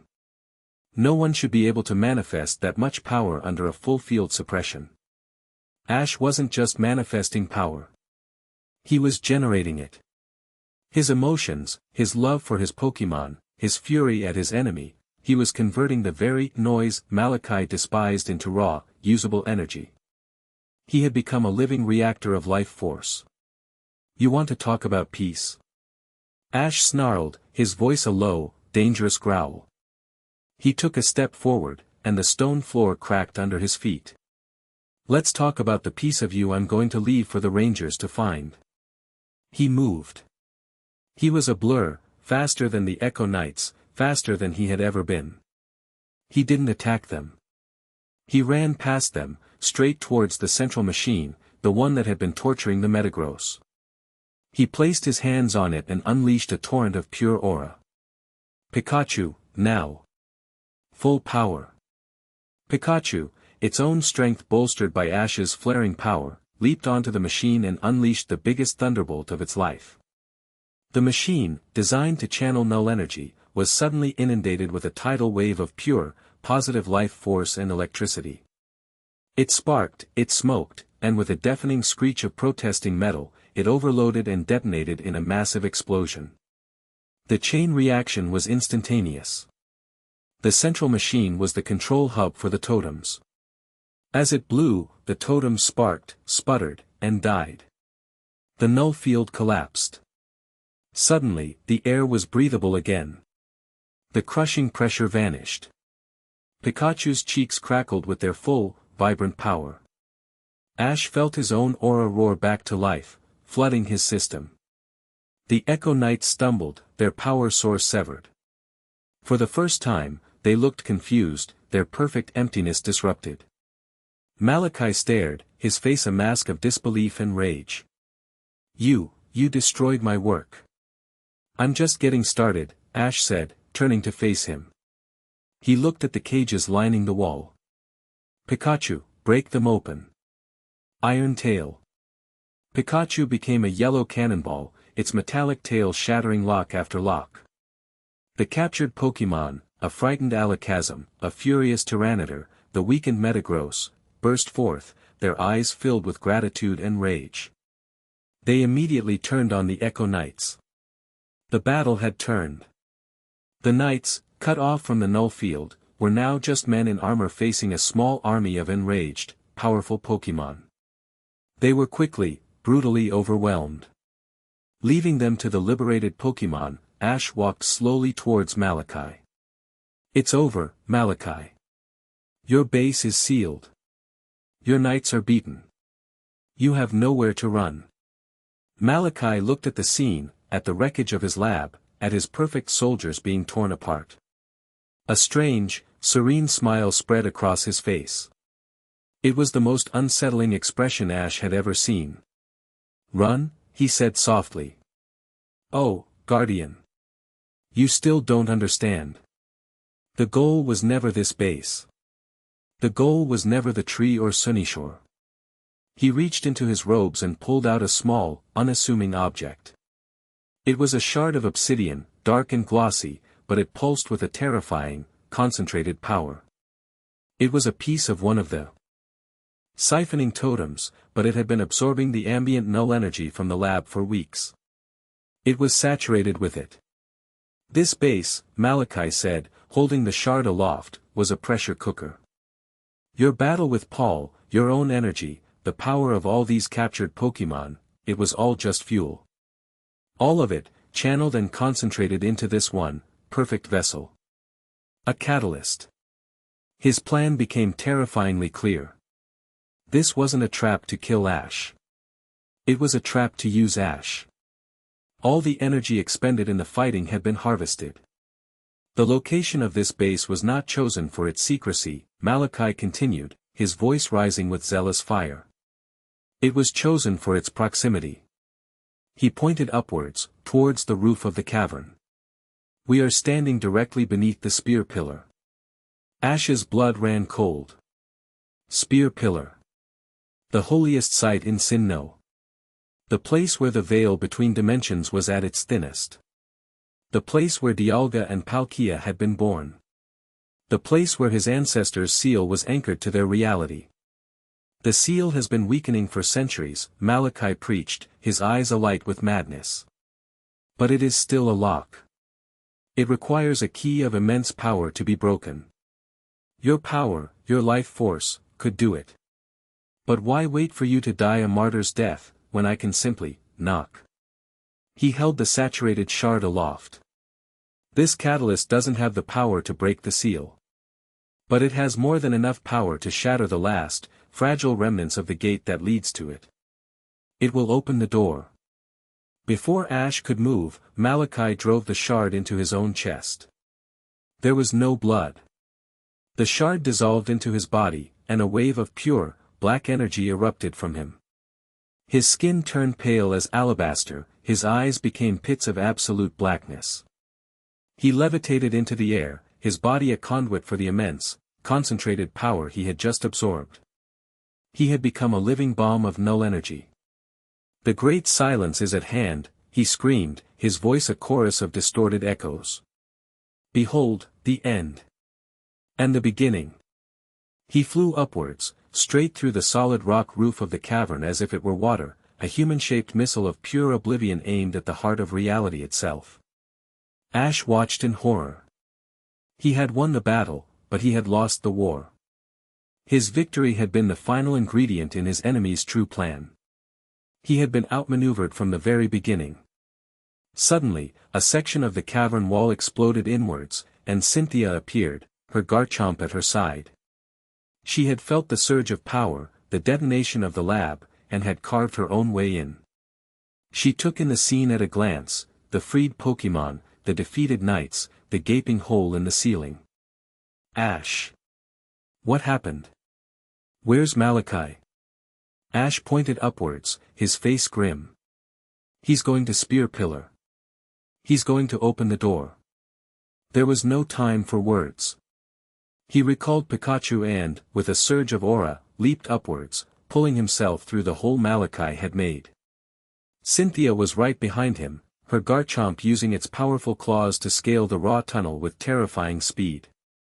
They emerged onto the windswept, snow-dusted plateau of Spear Pillar. The sky above was a swirling vortex of unnatural colors. The ancient ruins of the temple groaned, stones cracking under a pressure that was not of this world. In the center of the ruins, where the air shimmered with dimensional instability, Malachi hovered. He was no longer human. He was a being of pure, black energy, a whole in the shape of a man. He was pouring his power, the concentrated energy of their entire battle, into a single point in the air. And the air was cracking. A fissure of pure, shimmering blackness, like a crack in a pane of glass, was spreading from that point. It was a hole leading to nothing. A hole leading to the prison of the null. We have to stop him. Cynthia yelled, but the winds were a howling gale around them. Dialga and Palkia appeared, not in their full forms, but as roaring, semi-transparent apparitions. They tried to mend the crack, pouring their own divine energy into it, but it was like trying to patch a hole in a dam with paper. The concentrated null energy from Malachi's sacrifice was a pure, conceptual acid that dissolved their power. Malachi let out a final, triumphant, echoing laugh. His form began to break apart, his purpose served. He was a key turning in a lock, and he was about to disintegrate. Ash knew there was only one thing he could do. He couldn't destroy Malachi's power. But maybe he could, sever it. He looked at Cynthia, a world of fear, apology, and resolve passing between them in a single glance. He closed his eyes and reached out with his aura. Not as a weapon. Not as a shield. He reached into the storm of Malachi's being, past the roaring void, searching for the last, tiny, flickering ember of the man he had once been. Dialga's words echoed in his mind, to defeat him, you must understand him. He found it. A memory, buried deep. A young boy, a promising aura user, holding the hand of his little sister. A training accident. A Pokémon's attack gone wild. The boy's desperate, failed attempt to shield her with his own fledgling aura. The memory of her fading, her life force slipping through his fingers. The birth of a belief, that connection, emotion, love, they were only sources of pain. The source of his entire nihilistic crusade. Ash grabbed onto that memory. He poured his own aura into it, not to fight it, but to share it. He didn't show Malachi power. He showed him empathy. He showed him the memory of his own bond with Pikachu, the love for his friends, his burgeoning love for Cynthia. He showed him that bonds didn't just cause pain, they were the source of all strength, all meaning. He showed him a different path. The roaring, black energy construct that was Malachi froze. A single, human tear, black as ink, rolled down its cheek. The last ember of the man, shown a moment of pure, unconditional connection, fought back against the void that had consumed him. The internal conflict was catastrophic. The null form, built on a philosophy of absolute solitude, could not compute the input of pure, selfless connection. It destabilized. With a silent, agonizing scream that echoed in their very souls, Malachi's form shattered. The concentrated null energy, its conduit gone, feedback looped. The crack in reality, instead of widening, imploded. But it was a Pyrrhic victory. The shockwave from Malachi's disintegration, a final bang of uncreation, struck the ancient, fragile seal. The sound was the breaking of the world. A deep, final crack that was felt rather than heard. The last vestiges of the first Guardian's power, the ancient lock that had held reality together for millennia, gave way. The gate was open. From the now unsealed fissure, there was no explosion, no roar. There was only a wave of advancing, absolute silence. The wind died. The light from the setting sun seemed to bend and drain away into it. The very color of the stones of Spear Pillar began to fade to a uniform, dull gray. The null, the great silence at the end of all things, was free. Chapter 10, The Dawn of an Aura Guardian. The silence was not an absence of sound. It was an active, aggressive presence. It was the sound of reality being unwritten. The vibrant, swirling colors of the dimensional rift above Spear Pillar faded to a uniform, matte gray. The howling wind died instantly, leaving a stillness so profound it felt like the world had been plunged into a vacuum. The very stones of the ancient temple seemed to sigh as their history, their color, their essence, was drained away by the creeping wave of non-existence. The null did not expand like an explosion. It crept, a slow, inexorable tide of absolute nothingness. Cynthia stood frozen, her mind, which could process legendary myths and quantum mechanics with equal ease, struggling to comprehend the sensory input. It was like looking at a hole in the world, a patch of existence that had been deleted. Her Garchomp let out a low, guttural growl, its powerful senses screaming at this fundamental violation of all that was natural. Paul, who had just managed to scale the chasm Ash had left behind, emerged onto the plateau in time to witness the seal break. He saw the color leach from the world, heard the silence that was louder than any sound. His entire philosophy, built on the measurable, the tangible, the relentless pursuit of more power, was confronted with an enemy that was the literal definition of less. It was an opponent his entire worldview was singularly unequipped to fight. He was a master of physics in a world where the laws of physics were being repealed. The spectral forms of Dialga and Palkia flickered violently, their divine energy being consumed by the null's advance. The chronicle of this world is ending, Dialga's voice boomed, laced with a divine static, as if its own concept was being corrupted. Time itself is being erased. The geometry is collapsing. Palkia roared, its form distorting. The distance between all points is becoming zero. Their power was useless. Their attacks, great torrents of temporal and spatial energy, simply vanished as they touched the edge of the encroaching void. They were gods of a reality that was ceasing to be. They were kings of a kingdom that was dissolving around them. Only Ash seemed solid, a vibrant point of color in a world turning to monochrome. He stood at the epicenter, a few feet from the fissure where the null bled into their world. The despair from his vision in the tree of beginning, the terror of his inherited fate, washed over him. This was it. The moment of sacrifice. The moment he was supposed to become the new Locke, to burn his soul away for a few more millennia of borrowed time.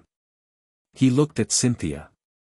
Her face was pale, her eyes wide with a terror that was not for herself, but for him. He saw the memory of her embrace in the quiet hospital room, heard her fierce, desperate plea, "My winning this war means nothing if you're not there at the end of it."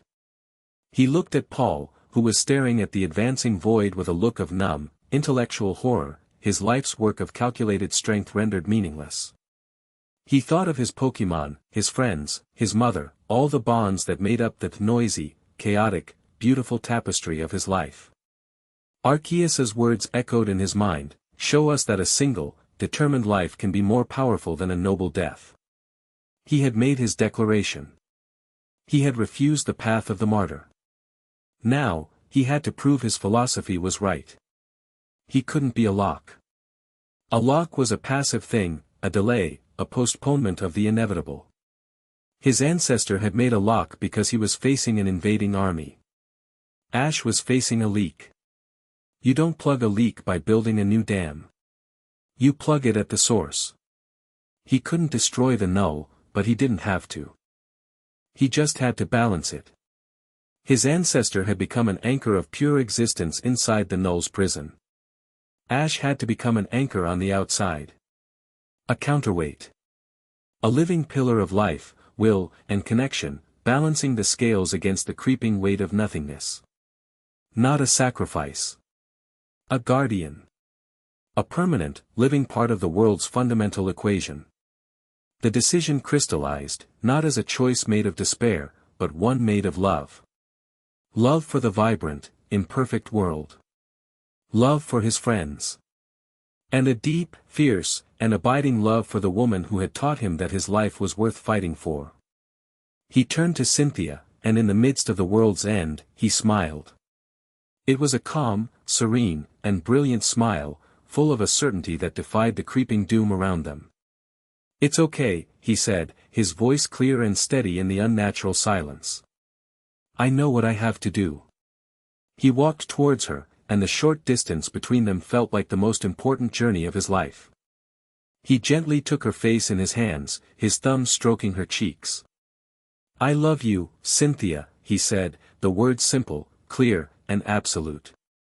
There was no desperation in them, no hint of a goodbye. It was a statement of fact, the foundational truth upon which he was about to rebuild the world. She leaned into his touch, her own tears finally falling, freezing into tiny crystals in the supernaturally cold air. "I love you too, Ash," she whispered, her voice a fragile, beautiful sound in the encroaching silence. He kissed her. It was a kiss that was both a beginning and an end, a promise and a fulfillment. It was chaste and profound, a final, perfect moment of connection, a defiant act of life in the face of oblivion. When he pulled away, the light in his eyes was blinding. He gave her one last, lingering look, then turned to face the fisher. "Pikachu," he said, his voice ringing with a power that pushed back the silence. "I need you, buddy. One last time. All of it." Pikachu, who had been watching with a wisdom far beyond that of a normal Pokémon, leaped from his shoulder and stood before him, its small body radiating a defiant, golden light. It didn't need a command. It understood. Ash closed his eyes and let go of all his limits. He didn't just summon his aura, he became it. He let the totality of his being, every memory, every battle, every friendship, every laugh, every tear, his love for Cynthia, his bond with Pikachu, he let it all flood outwards. A column of pure, blue-white light erupted from him, a beacon of pure existence that pierced the gray, dying sky. It was not the angry, chaotic torrent from the tree, but a controlled, focused, infinitely powerful wellspring of pure life. Pikachu, in perfect sync, unleashed its own power, a bolt of pure, golden lightning that did not strike outwards, but coiled around the column of aura, weaving into it, merging with it. Blue and gold, life and energy, man and Pokémon, becoming one. The null's advance faltered. The wave of nothingness met the wave of absolute being, and for the first time, it could not consume it. It was like two equal, opposing forces meeting and finding a perfect, stable equilibrium. Ash was no longer just a man. He was a concept. He was the living counterargument to the great silence. He didn't build a cage. He didn't become a lock. He began to weave his own energy, his very essence, into the fabric of Spear Pillar, into the bedrock of Sinnoh, into the wounded reality itself. He was mending the crack, not by patching it, but by becoming the thread that stitched it back together. From Cynthia's perspective, Ash's physical form began to lose its definition.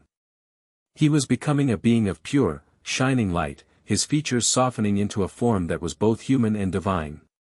He was still there, but he was also, everywhere. She could feel him in the stones beneath her feet, in the air she breathed, in the returning warmth of the sun. The gray, creeping void of the null did not retreat. It simply stopped. Its advance was halted at a perfect, invisible line, held in a permanent, unyielding balance by the constant, self-sustaining output of Ash's new form. The silence broke. The wind returned, soft and gentle. Color flooded back into the world, washing over the gray stones of Spear Pillar, turning them back to their ancient, weathered hues.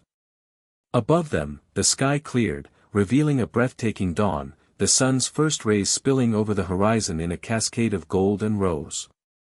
Dialga and Palkia solidified, their forms stable once more, their divine eyes wide with an awe they had not felt in millennia.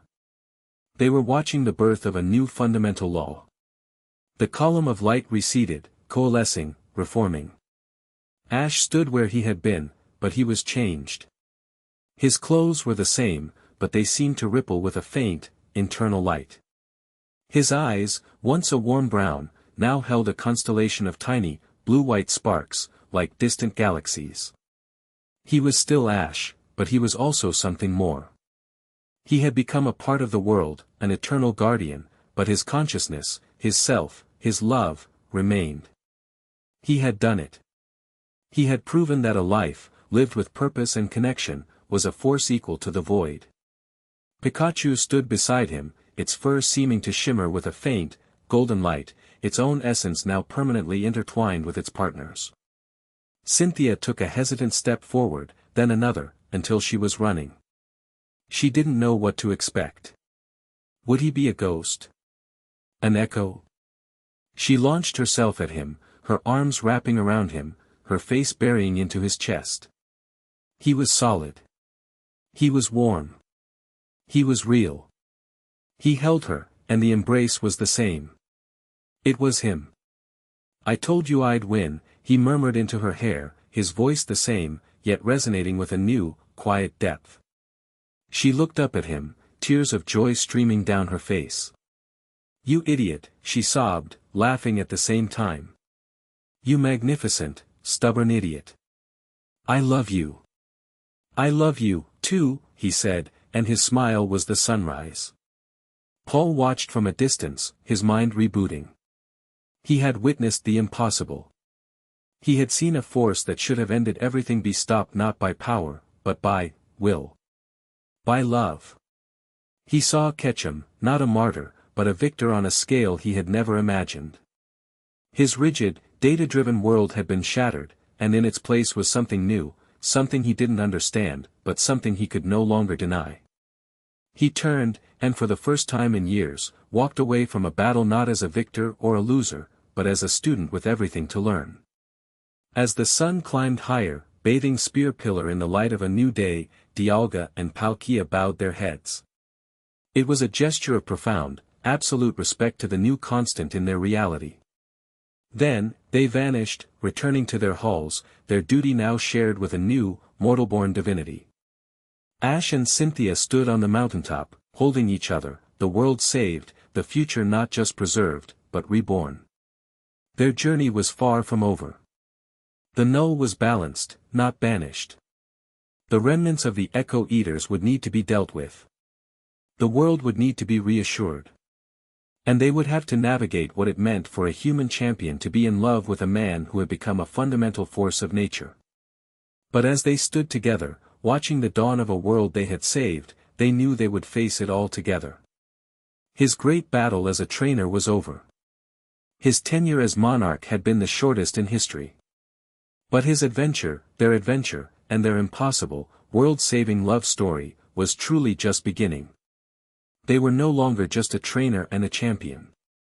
They were the world's shield and its sword, its guardian and its scholar, forever intertwined, two bright souls holding back the endless night.